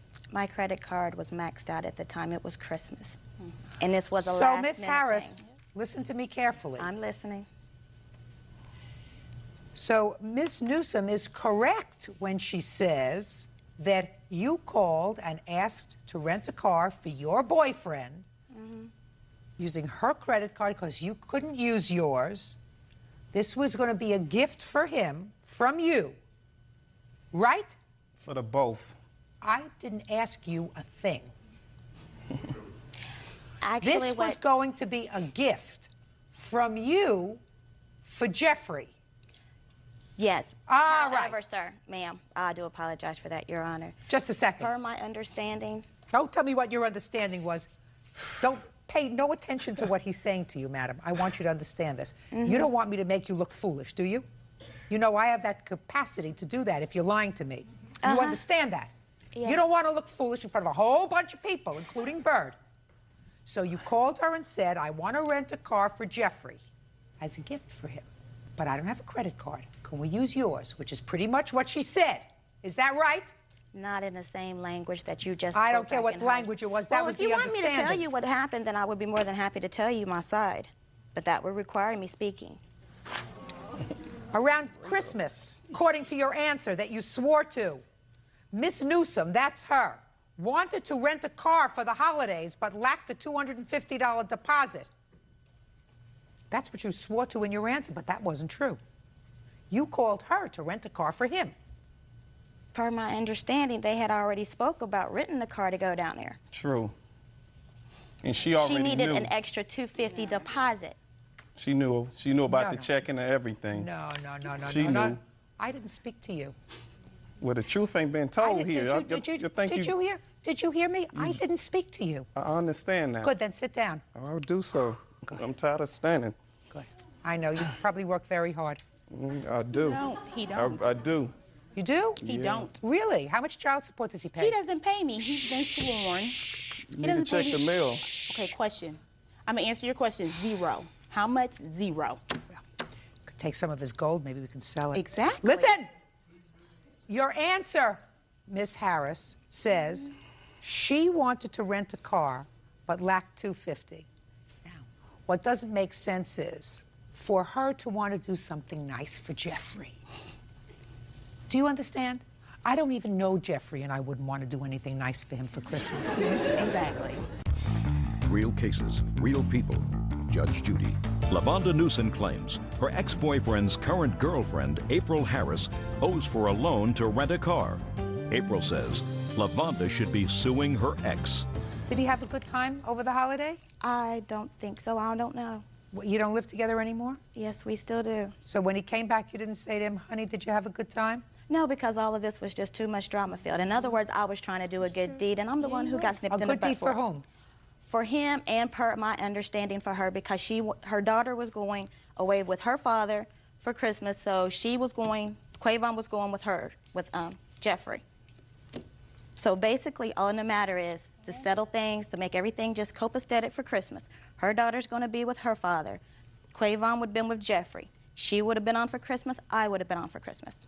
The check was given. She was aware of that, okay? I'm talking about who called whom. You called her. They called and according both. to you, said to her, would you do this for me because I don't have a credit card that I can use? That's what you said to her.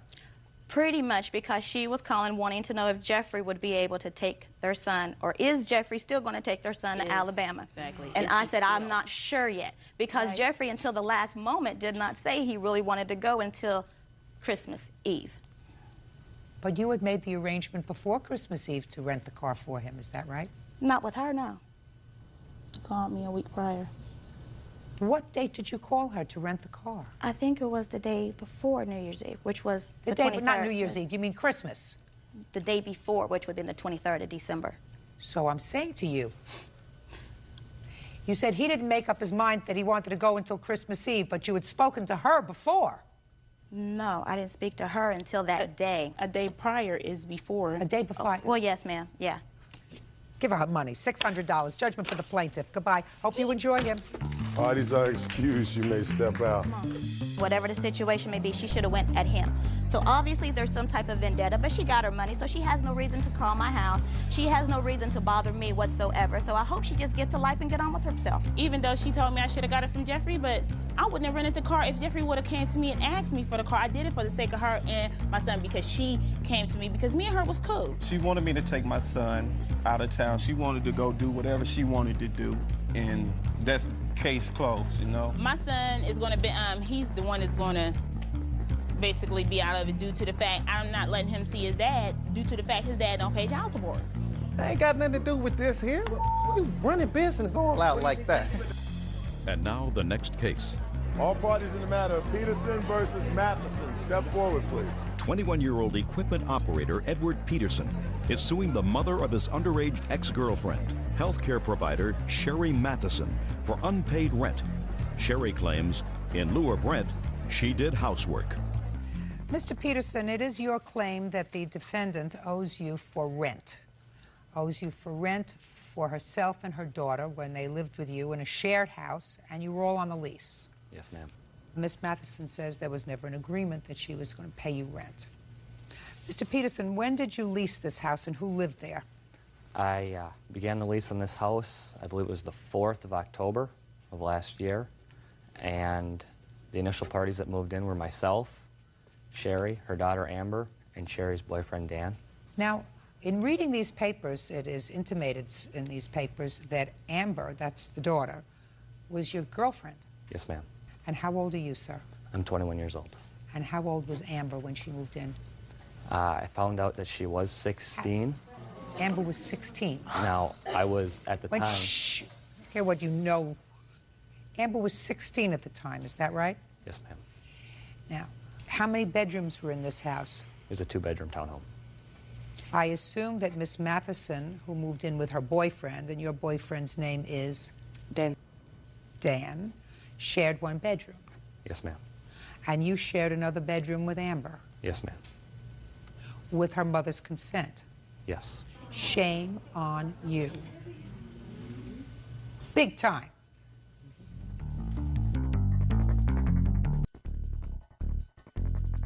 How many months did that arrangement continue?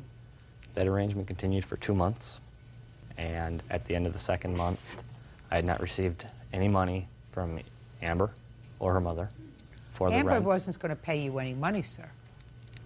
Is that the arrangement, that Amber pay you money? The arrangement was that everybody pays their own portion of the rent. There were 4 of us living there. Well, Amber can't pay her portion of the rent because Amber's a minor. Right? Correct. So how much was her mother supposed to pay? Let's see. Her mother would have paid the $312 for herself per month, and the agreement was that she would also pay the $312 for her daughter, which would be $650 or $625. Bull. Bull. There's no way that Miss Matheson said to you, "You're sleeping with my daughter in your bedroom, and I'm going to pay her rent." You're lucky you're not in jail, sir. Do you understand that? Yes, ma'am. Your lawsuit is the height of chutzpah. Why you would expose yourself is absolutely beyond me. Are you still in this apartment? Yes, I am. So why in the world, Mr. Peterson, would you come to court and say, I, in effect, depending upon the jurisdiction where I lived, committed statutory rape, and I'm here to ask her for rent?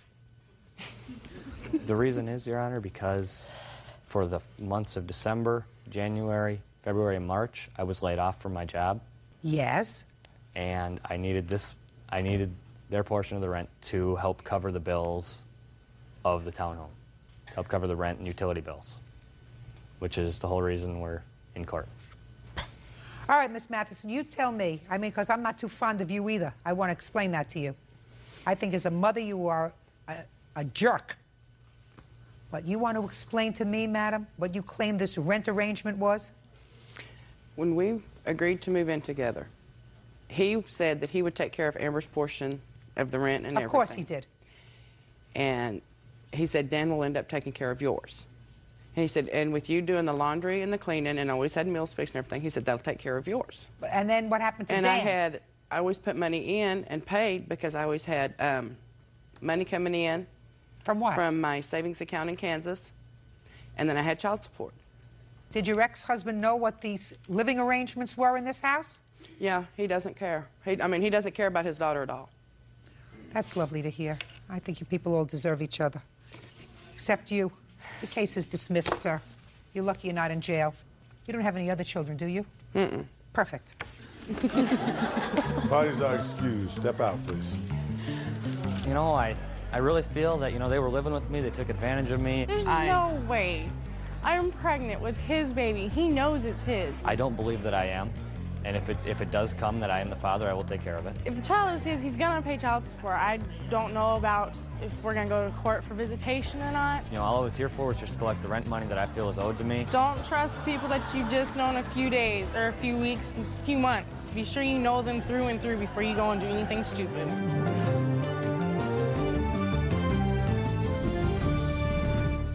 Her money when she returns the engagement ring. Order. All rise. Quiet in the courtroom, please. Now, this is case number 574 on the calendar in the matter of Klein versus Collier. Parties have been sworn in, Judge. You may be seated. Miss Klein, the defendant is your former fiancé who you claim owes you for a car loan. Yes. A loan which was taken out in your name. He signed a note, according to you. Is that right, sir? Yes, ma'am. He was paying the note, I assume, for a period of time, and then when you broke up, he stopped paying the car loan. You want that. In addition, you want some miscellaneous expenses that you had to incur in order to get him out of your apartment.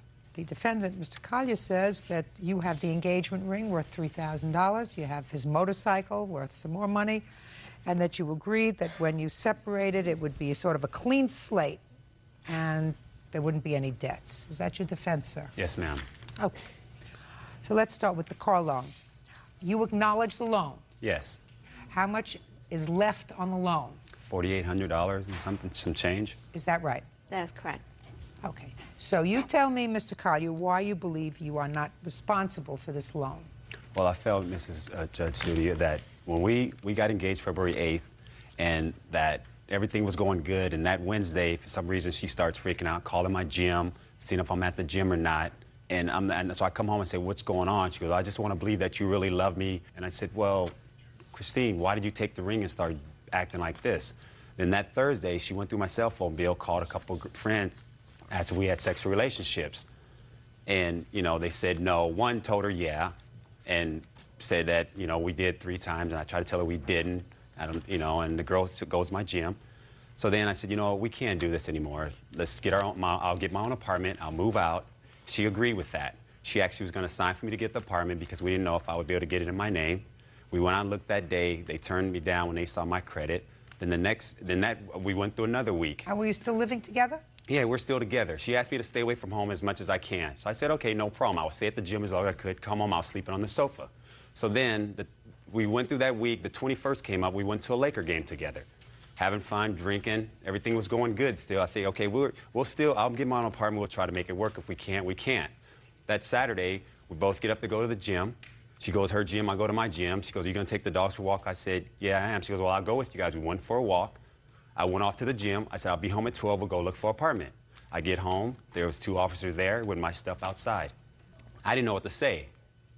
And I just stood there. And then they said, you have an hour to get it out of here. And then when we talked about me moving in the first place. Don't go back. Don't go backwards. Okay. Well, Mr. Collier, don't go backwards. Just go forwards. Okay. So we are now, your stuff is in a U-Haul. Right. Okay, good. Where's the engagement ring? I exchanged it for earrings because it was on my credit card. I was solely responsible to pay for it. It was on my credit card. I have the receipt right here. Yeah, but it's under my name. I'm paying for it. And he actually had the nerve to ask for me to give him the ring back so he could pawn it for money to move out. So I'll pay for my ring twice. 1 second. He signed for it. Right, because he had a credit card on my account. My mistake. Is this her credit card, sir? It was, well, I was on there, yes. This is her credit card. It's, yeah. Listen to me. I have a question for you, Mr. Okay, go ahead. It's her credit card. She gave you an additional card as an additional card holder. Right. When was the engagement ring purchased? February 8th. March 1st. Did you make a payment on the credit card? No, I didn't. There you go. Who did you expect to pay the credit card bill? Well, I was going to pay the credit. Christine. But you didn't. But Judge Judy. So right now, so listen to me, sir. Okay. Your defense to this $4,800 car loan is that she kept the engagement ring. That's one. But she's paying for the engagement ring. Right. You're not. Right. So you don't get a credit for that, sir. But you understand? You don't get a credit for the thought. You get a credit for the money. It was nice of you to buy it, but you also have to pay for it. You didn't pay for it, you don't get it back. Clear? Yes. What's the next thing? The next thing you wrote down here is shouldn't have to pay for something because she has your motorcycle. Tell me about the motorcycle. Motorcycle, she signed for it. For 4 months, I made payments on the bike. Hold on. And insurance. Hold on a second. Motorcycle, purchased when? 10/12/2002. How much was it purchased for? With tax and license, I don't know, 13, 12, something. $13, $12 or $1,000. Let's say $12,000. $12,000. She took out the loan for it. She didn't take out any loans on it. She just signed for it. I made all the payments on it. Shh, listen to me carefully. You made 4 payments on it, you said. Yes. Listen to me carefully. Shh. I want you to be quiet. Okay. Trying to get a point across to him. You made 4 payments on it. Yes. Each payment was how much? $250 plus with insurance. I'm just talking about the payments. $200 for the payments. $200 for the payments. So you made a total of $800. Miss Klein, I want you to be quiet. I want you to stand still and just be quiet. So you made $800 in payments. Yes. On a $12,000 motorcycle. Right. She has the motorcycle. Yeah, I don't know where it is now. She has it. Yes. You don't know where it is. No. You don't have it. No. Who is obligated to pay the $12,000 for the bicycle, you or Miss Klein? Miss Klein. So she has back the ring, which she made into earrings. She doesn't want your ring, but she's paying for it. So that's not a credit towards the $4,800 you owe her for the car. She has the motorcycle, which she is obligated to pay $12,000 for because she signed for it, and you made 4 payments of $200 each, and I assume you drove the motorcycle for 4 months. Is that right? Well, when it was nice out. I don't care whether you drove it Well, in the yeah, rain or in a blizzard, sir. Well, you had yeah, it. I rode it. You had it. You rode it. You used it. You paid $200 a month for the use of it, right? Forget it. Judge Judy continues in a moment. She changed her mind. She changed her mind. But then she files this claim just a saying that second. she asked me for the money. She changed her mind, sir. She decided that you weren't as good as she thought you were. And later today, She was a friend of yours, and she said, you can come and stay in my house, take care of my dog. While you were there babysitting for the house and the dog ate your dentures. Yes. Right? real cases, real people. Judge Judy. Christine Klein says ex-fiancé Ricky Collier owes for an unpaid car loan. She also says she's keeping the engagement ring because she's the one who paid for it. Why else don't you owe her for the car loan, sir? Because we had an agreement that if I go on my own, she knew that I couldn't afford an apartment on my own, that she would take the loss on all the bills that we had together. Why would she do that for you? But that's what she said. And I said, are you sure you want to do that, Christine? She said, yes, I'll get another loan to pay off everything. That's what she said to me. Well, why would somebody want to do that for you, Mr. Collier? Judge Judy, that's what she said to me. I talked to her and I said, Christine, are you sure you want to do that? She changed her mind. She changed her mind. I totally That's understand what women do. Yeah, That's what women do. They change their mind. I understand that. She decided you weren't as good as she thought. I'm speaking. But then she files this claim just a saying that second. she asked me for the money. And Listen she to never, me. we haven't talked since the 21st. Mr. Collier, didn't you notice my mouth moving, sir? Yeah, I'm sorry, Judge Judy. She changed her mind, sir. She decided that you weren't as good as she thought you were. Do you understand? Yes, I do. She wants her money back. Miss Klein, I know that you want to get into how you had to get bodyguards and hire people to get him out of your apartment. That's not my problem. Don't visit it on me. Visit on me only the fact that he owes you $4,800 for the car. Now, you both agree that that's what's left on the loan? Is that right? Yes. Judgment for the plaintiff in the amount of $4,800. Thank you very much. Go have a happy life. Parties are excused. You may step out. I'm clueless as to why he's clueless, as to why he was kicked out when he was abusing me back since July of last year. She probably felt like I was going to get angry if she kicked me out. He's a master manipulator and an abuser, and I fell into the trap. Because I have the tendency to get angry. I'm just glad to be free and away from him at this point. And now the next case. All parties in the matter of Romine versus Gauthier. Step forward, please. Child care provider Karen Romine is suing her former friend, realtor Dolores Gauthier, for the cost of her dentures. Karen says, while pet sitting for Dolores, her dog ate them. Miss Romaine, you were house sitting for the defendant and pet sitting, is that right? Yes, I was. Had you done that before? No. Were you doing it as a neighbor, as a friend, or were you being paid? As a friend. I think she was trying to get me out of the house where my daughter and I were sharing a house, and she had I have four grandkids, and kind of for sanity ways. And what? For my own mental. For your sanity. So she was a friend of yours, and she said, you can come and stay in my house, take care of my dog, take care of my house while I'm on vacation, give you a little bit of a break. Is that right? Yes. And your complaint is that while you were there babysitting for the house and the dog ate your dentures. Yes. Right? Shh. And these dentures you had placed up on counter. Yes. Dog jumped up and chewed them. Right? Yes, Your Honor. Miss Romaine, whose fault is that? I guess it could be mine. I thought the counter was high enough where the dog couldn't reach him. When you say, I guess it could be mine, she was on vacation, right? Yes. So it couldn't be hers. You can't sue the dog. So what are we doing here? Well, I thought it would be her responsibility since I was watching the dog. Yeah, and No, you're supposed to take responsibility for your own actions. Miss Romaine, you answered right the first time, which is what surprised me about your lawsuit to begin with. She's on vacation. You agree to watch the dog. You're watching the dog, and you were supposed to watch and take care of your own property. The fact that you miscalculated and let the dog get a hold of your property and destroyed it doesn't make her responsible. Makes you responsible. So you got to take care of your own business, right?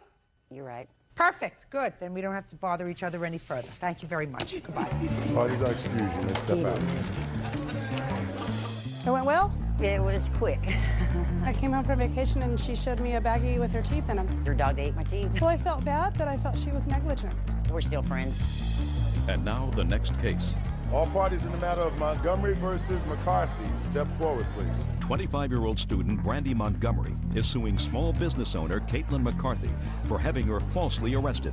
Caitlin says Brandy charged at her, swinging a keychain. Well, quite frankly, I read both your complaint and answer in this case, and I really am quite confused. The best I can come up with is that, Miss Montgomery, it is your claim that the defendant filed a false police report and had you arrested for assault. Yes. Those charges were ultimately dismissed. You say they were false to begin with. Ms. McCarthy says that you did, in fact, hit her with a set of keys. Is that Yes. right? Mm-hmm. How do you know each other? I couldn't even figure that out from the papers. Ma'am, her friend was my roommate, and that's how we met. Now, you say it was a friend of your roommate. Who's your roommate? Our roommate was Dakota. Her name was Dakota. She lived with you and your husband? Yes, ma'am. Until when?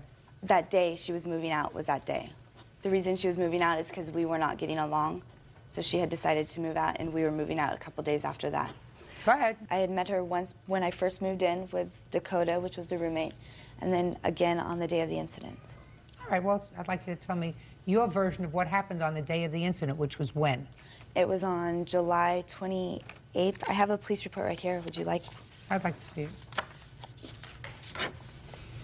Come on, start talking. Sorry. My husband and I got home from picking him up from work. We go downstairs to where we live, which is like a two-story condo type place. We go downstairs. I decide to go to the store, so I go back up. So I go upstairs. I saw the defendant in the driveway. I walk past her. I do not say any words to her. I get in my car. I drive away. I go to the store. I come back from the store, and there's sheriffs. There's about 4 sheriff cars in the driveway. I park my car, walk towards my driveway. I get arrested. And that's all you know? That's all I know. Real cases, real people. Judge Judy. 25-year-old student Brandy Montgomery is suing small business owner Caitlin McCarthy for having her falsely arrested. Caitlin says Brandy charged at her, swinging a keychain. All right, Miss McCarthy, now I'll hear you. Judge, I didn't know either Dakota except for that day. I have never met the plaintiff before the day of incident. I was asked by a friend to come and help her move. She said she needed to move very quickly because there was some back rent due. The landlord wanted the money, and she didn't have it. Who's the friend? The friend is Beverly. She lives in Nevada, but she had introduced us. Beverly, but nobody connected with the plaintiff. No, I don't know any of these people. Beverly is somebody that is not involved in this case other than the fact that Beverly asked you to go and move Dakota. Correct. That's correct. So you were actually in the plaintiff's apartment, yes, ma'am, helping Dakota move. Yes. Oh, well, now I understand. Yes. Go ahead. We had moved for a couple of hours, been packing boxes. In fact, the plaintiff did come with her husband back to the house while we were moving. So I'm helping her move, and I was in the kitchen, I was packing things, kitchen items, and Brandy walked in with her husband. They were very agitated, started to go through boxes, opening them to see what was in them. I thought, well, she might be afraid that something was being taken, right? Right. She came over to me where I was packing, and she bumped into me, knocked me into the box that I was packing. She was very aggressive, and she opened up the box, started to dig through. Did you say anything to her? Did she say anything to you? Not a thing. She didn't even say, I'm Brandy. She didn't say anything. She just did this act. I saw the agitation. I was in damage control. I thought, I don't know what's going on with these two, but I'm just going to let her look. I did. She went out, went away. A few minutes later, I went out to the garage. I went to get another box. Upon returning... And you were doing this as a favor to Beverly? Yes. Why? Yes. Well, she's a very good friend of mine, and I just... And how did she know Dakota? I have no idea how they met, but I had something to do with their work. And she didn't have anybody there. That was the thing. She had no family, no friends. She hadn't been there very long. And so Beverly said, this girl needs help. She needs to move out today because she had surrendered the property to the landlords for non-payment. So I went over to help. She had hired some other help as well. So we were all moving, and this incident took place. I went out to the garage. I came back from the garage with a box in my hand, and Brandy stood in front of me, blocking my path to the kitchen. I didn't know what her reason to confront me was, since I didn't know her or what was going on. Did you say anything to her? I didn't say anything to her first. She said something to me. What did she say? Well, she was swinging her keys, and she had a hand on her hip and was very agitated with me, and I didn't know why. And she said, I'm not moving, and there's not a thing you can do about it. I don't know why that would matter to me, whether she moved or didn't. I was there to help Dakota get out, and I didn't know what all these incidences were between them. I said to her, well, whatever, but you need to let me pass so we can move. I went ahead and started to move in. She was swinging her keys. She advanced on me, and the key came right to my face as she was swinging it. All I did was pull my face back, and it just grazed my chin. I decided that was pretty aggressive for me. I didn't know whether, it was going to escalate. Aggressive? So I went and I called the police on my cell phone. Okay, back to you. These are the keys, ma'am. If I swung these keys around and hit somebody with them, they would leave a pretty giant mark. Not necessarily. I believe her. I have to make a judgment. Correct. She tells a very simplistic story. Can you think of a reason, Miss Montgomery, that Miss McCarthy, you didn't know her, according to both of you? Think of a reason why she would call the police on you. She knew that Dakota and I had gotten into it, and the police had already been out to the house 2 prior times between me and my roommate. Yes. And the police had told us that if they came out again, that somebody would be arrested. So I believe that she did it in spite to get me arrested, to prove a point to me, because my roommate said I owed her money for back rent. What did she have to do with that? Ma'am, I did not swing keys. Yes, you did. Sure you did. Yes, you did. Sure you did. You were angry. You had a fight. You didn't know who she was. She was helping your roommate. You swung keys. You didn't injure her. You didn't hurt her, but she had an absolute right to call the police. Grow up. Case dismissed. Thank you. Parties are excused. You may step out. I'm very disappointed. No good deed goes unpunished. I don't think the judge really understood it. My whole purpose of going there that day was to help a friend move. That was it. It's done and over with. No reason for her to aggress on me. I don't think anybody should aggress on anybody. If you've got issues, there's courts for them. Some people just have a better word and can play a better act. I think it all started before I showed up. I just happened to be the person in that spot at the moment. I got to spend 12 hours in jail in shorts and a short sleeve shirt and no shoes. Well, just be careful when you help people.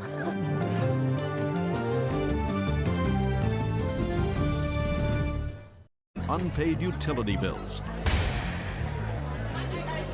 Order. Come to order. All rise.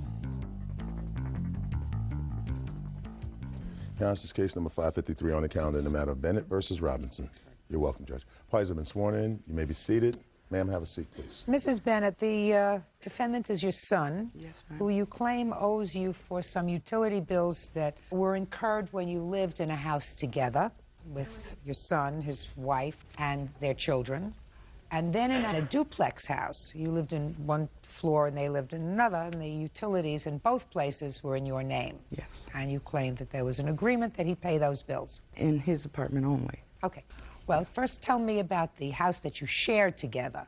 When did you move into that house? July of 2001. Why did you move in together? Well, Bob was having financial problems, and he needed Karen. Shh. Don't answer. I'm going to get to you. Promise you. He was having the financial problems? Yes. Go ahead. And he needed Karen to go to work, but he also needed someone to watch the kids. So me moving in, helping with the rent and utilities, and watching the children would help them. What's your first name? Robert. Robert. Don't speak until it's your turn. Do you understand? Yes, ma'am. So that's why you moved in? Right. Were they already living in this house? No, we got it together. They had moved out of their apartment in with me. I had a 2-bedroom house. Of course, it was just too small for all of us. Okay. Listen to me carefully, sir. I'm going to ask you a question. So far, is it correct that you and your wife and your children, at some point prior to July of 2001, moved in, even for a short time, with your mother in her house that had 2 bedrooms? Yeah, but the arrangement was we were going to look for... Yes. Requires a simple yes or a no. Yes. And how long did you live with your mother in her house? For like a month, just until we found a large place. That's Good. it. And then... That was the arrangement. Does your wife listen to you? Do you make the rules in your house? Yes. Not here. Not here. Okay, so then you moved into a house together. And what was the financial arrangement? I had the upstairs bedroom. I would give him $400 a month for rent, utilities, plus I would chip in anywhere from $100 to $150 for food every month. And what was the entire rent on the house? $1,200, I think it was. Okay, and how long did you live there? 1 year. Okay. Robert, listen Yes. to me carefully. Did you live in this house for approximately 1 year from August of 2001 until August of 2002? Yes. Why were the utilities put in your name? Because Bob owed back bills and couldn't have them on in his name. And what was the arrangement with regard to the utility bills?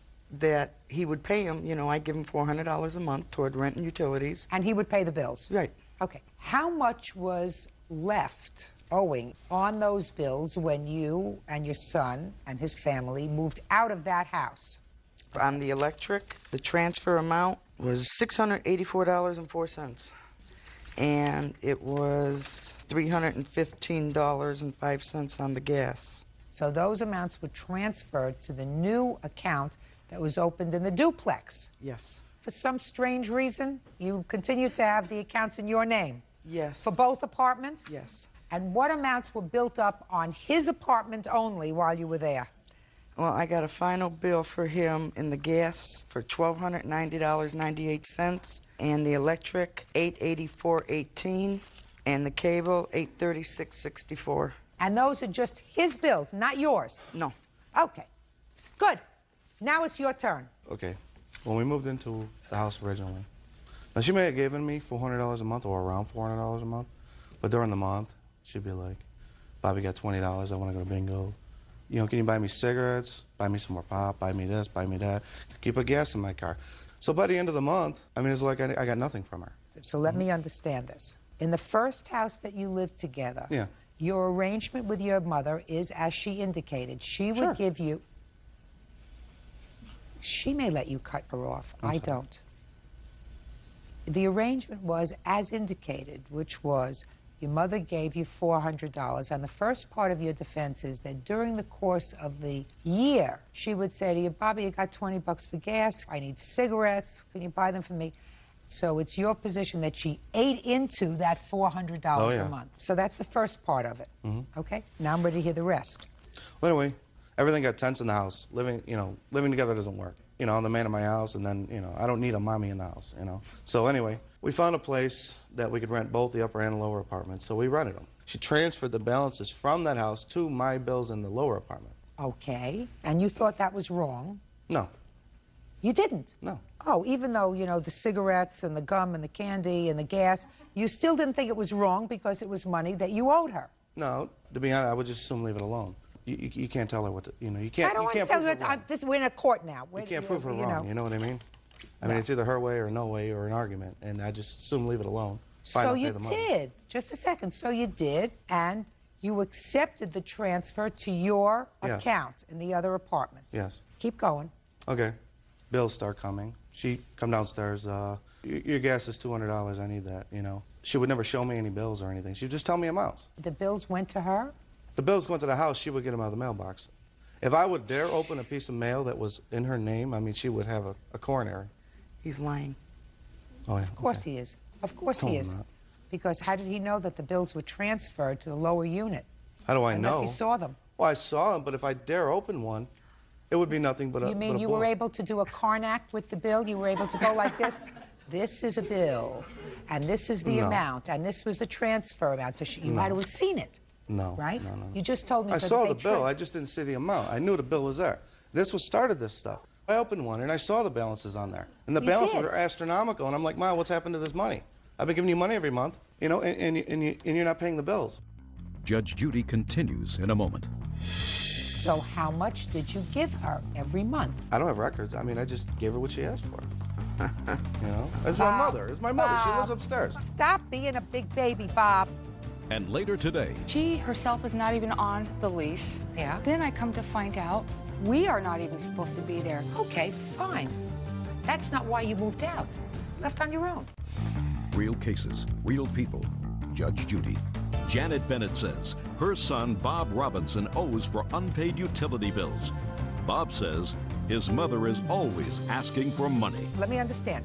First part of defense was that you gave her cigarette money that ate into her $400 a month rent. That wasn't really part of the defense. Shh. Sir, then what'd you tell me about it for? I have other things to do today. I'm just telling you what kind of person she is. Listen to me. She's not my mother, and I'm not looking for any friends. so that I don't have to know what kind of a person she is. I want to know what your defense is to this, so that you want me not to think about that defense. So whatever the transferred amounts were, that you accept, the amounts that were transferred to your lower unit. Yeah, but I paid the balances. Okay, so now you're telling me that you paid that balance of $900. Not in full, no. She made a payment. How much did you pay? She made a payment agreement with the gas company. So we moved to a cheaper rent apartment. I had extra money. So I said, make a payment arrangement with the gas company, and I would pay these balances. So how much did you give her every month? I don't have records. I mean, I just gave her what she asked for. You know? It's my mother. It's my mother. She lives upstairs. Bob, I need $200 for the gas. All right, here. What kind of business are you in, Bob? I'm in a cab business. You're in a taxi cab business. So you know how much you take in, you know how much you take out, you know how much you pay for gas, you know all about those things. Sure. If you know that you have a problem with the gas company. I didn't at then. I didn't. Well, you did. You had a problem with all your utilities. You don't build up utility bill of $1,000 for various utilities That's because easy you paid up north. them. That's easy up north. Especially like this. I mean, even this year. I mean, I'm living in a small place. What My about bills your are cable? $400 a month. How does one build up an $800 cable bill? Well, that's because she didn't take the boxes back. The converter boxes. Just a minute. I told her to take them back. You. I told her to take them back. She didn't take them back. Why didn't you take them back? Because it wasn't in my name. I asked her to do it. Just a minute. In whose house were they? Our house at the time. Why didn't you or your wife take them back? Because I worked. She doesn't drive. What did and you we do lived with in the them? country, and I. What happened to them? I don't know. They may have got left. I don't know. Stop being a big baby. You owe your mother the money. Come on. I don't Stop owe being my a mother. big. No, I don't owe my mother nothing. Stop being a big baby, I don't Bob. owe my mother the money. I give her money all the time, okay? I don't, Bob listen can have to me. $20 to go to bingo. Can I do it? Oh, she still doesn't I'm know. not talking. She still doesn't know. I'm not talking to you. You know, I sir. feel like I have another. I'm speaking. I feel like I have another child. Shh, listen to me. I feel like I have another child here. I really do. I love my mother to death, but she's a pain in the ass. Then don't live with her. I'm not. She's moving. That's great. Shh. I want you to try to listen. Try to receive rather than give out. I mean, I know it's hard. When you pull in your parent to help out, there's always a problem. When you're a grown-up and you have your own family and you want to make all of your own decisions, then you live separate and apart from your mother. But if you're a grown-up and you have your family and you have to ask for whatever assistance it is, even for a short time, from your mother, and then you say, well, you may be my mother, but you're not my mother who's going to give me advice. You're not my mother who's going to tell me what to do. She wouldn't have to tell you what to do if you didn't ask her for a favor. You asked her for a favor. Whatever it was, your circumstances were such that you couldn't cut it alone. So you moved in with her, even for a short period of time. And that creates friction. But how many grandmothers do your children have? One. You are being so totally unfair to her and your children. Why is that? Because children are entitled to have the widest possible community of love and affection that they can. And if, because of this argument that you're having with your mom, your children are affected by it, that's a terrible thing to do to your kids. Now, if you think, Bob, that I believe that it's the right thing for a mother to sue her child, I don't. No. I think that, Mrs. Bennett, that it's a dumb thing to do, because I think that what you have to do is you have to take a hard swallow and say, I'm not going to put myself in that situation again because I can't afford it, but I'm not going to sue my son because I just refuse to do that. So I think that that's a mistake. I believe you that he owes you the money for the utility bills. I think that he probably hit some hard times, and he has got kids, and he's got his own expenses, and he has gas, and he has food, and he probably has insurance, and he has medical bills, and he has all kinds of other stuff, so that you were covering this, and it was on the back burner. And I believe that everything else that he's telling me are excuses, but I think it's a mistake to sue your child. That being said, I think that if you use as retaliation that you're going to cut her off from her grandchildren, that's a mistake, because it's a mistake for your children. I just think, I mean, she has the audacity to try and sue me for money that was paid to her. I don't believe it was paid to her, Bob. It was. I don't believe it was paid to her out of gas take a money and lifetime to cigarette know money. her. That But being it's said, ridiculous. It's ridiculous. listen to me. That This is being ridiculous. said, you asked Okay? for her help. Because she has copies Bob, of bills that she didn't pay? receive. I just said to you, it's a mistake to embroil your children in adult problems. In any event, judgment for the plaintiff in the amount of $3,000. That's all. Parties are excused. You may step out. I'm not proud of what I had to do, but I had to do it. Well, you've been conned by the biggest con artist I know. I love my son. I love my grandkids, and he won't let me see them. What's she gonna sue me for next, you know? He blows up and says, I'm a man, you know, I don't need a mommy. I mean, I don't care now. She's moving. Goodbye. And now the next case. All parties in the matter of Cotton Price versus Grum Boys. Step forward, please. Medical assistant Victoria Cotton and tax assistant Dane Price are suing their former roommate, bartender Angela Grumboyce, for overcharging them for rent and emotional distress. Who is speaking for the two of you? That would be myself, Your Honor. And you are? Victoria Cotton. All right, Miss Cotton, you and Mr. Price rented a room, answered an ad and rented a room from the defendant. And it is your claim that you were overcharged in rent and some other nonsense about her not telling you about her past, which you think she should have told you before you rented the room. Is that right? That's correct, Your Honor. Okay. Let me take care of that part first. Okay. You're not entitled to know the social criminal background of anybody who is your landlord. You're renting a room, she doesn't have to tell you whether she suffers from any illness whatsoever. Nor does she have to give you information regarding any, if she had any, prior activities with law enforcement or social services. You're not entitled to that. Do you understand? I understand. Good. Now let's talk about the rent. When did you answer this ad, and when did you move in? I answered the ad on April the 23rd. I moved into her home on April the 30th. Who moved in? I did, Your Honor. Just you? Yes. So what's he doing here? I've been living there since January. With her? No. So what are you doing there as plaintiff? I was being overcharged in the beginning, but I didn't even notice it because I was at work all the time. She brought it to my attention. So the two of you moved in separately? That's correct. And you're both suing her for overcharging you rent? That's correct. Tell me what kind of an apartment this was. It's a 3-bedroom, 2-bath. It was to include laundry and kitchen privileges. Uh-huh. When I met with Ms. Grumboyce, I stated to her that I had 2 children. One would be with me constantly. The other one was going to be with me on a part-time basis. And when did you move in? January 1st. Okay. And what was the rent that you agreed on? $475. And what rent were you paying? I was paying $500, Your Honor. Now, why do you think she was overcharging you in rent? When I first interviewed with her, she had stated to myself and to Mr. Price that we were all going to be paying equal shares of rent and utilities. Shortly after I had moved in, I had noticed some behavior and things that caused me to investigate further. I went to her manager's office at the apartment complex and I inquired as to what the rent was. She told me that the rent was $1,200 a month. Well, with my $500, Mr. Price's $475, I calculated that she was paying $200 to $225. I also know that previous tenants before me paid $550, which means that she paid even less. And how many months did you live there? I lived there for 2. And how many months did you live there, sir? 6. Okay. So let me tell you a little about what the law is. This is not a rent-controlled situation. This is not a situation where the government does oversight when someone rents rooms in their apartment or even rents rooms in their house. Let's say you're renting an apartment in a big apartment building, and you want to negotiate the rent with the landlord who wants to charge you $500 a month. And the landlord says to you, listen, I have to charge you $500 a month rent because it costs me $400 a month in order to maintain each unit. So in order for me to make any profit, I have to charge you $500. And you agree to pay $500. Later, you find out that it only costs the landlord $300 a month to maintain each unit.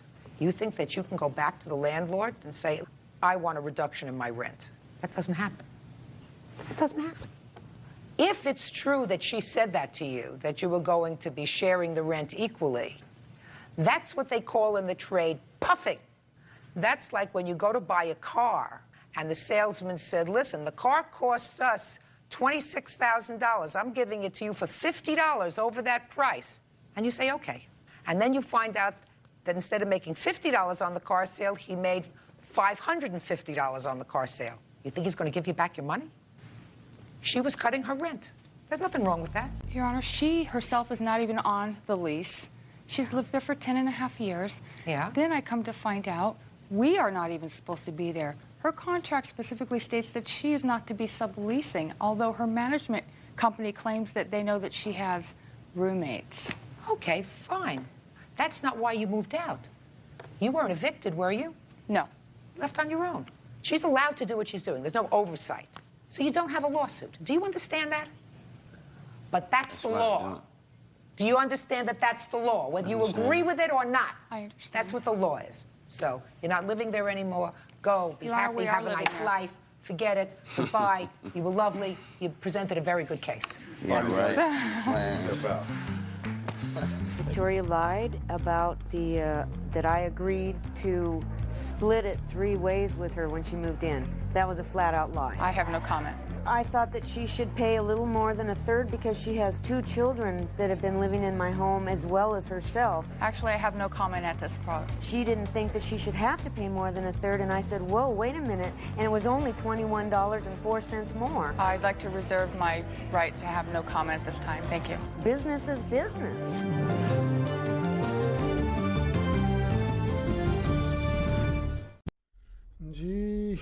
जी तो इस तरह की और videos देखने के लिए आप मेरे चैनल को सब्सक्राइब कर सकते हैं, लाइक कर सकते हैं, वीडियो को ज़्यादा से ज़्यादा शेयर करें और इस पे बेल आइकन का बटन जो होगा उसको प्रेस कर दें ताकि आने वाली न्यू अपडेट्स जो होंगी वो मैं आपके साथ शेयर कर सकूं।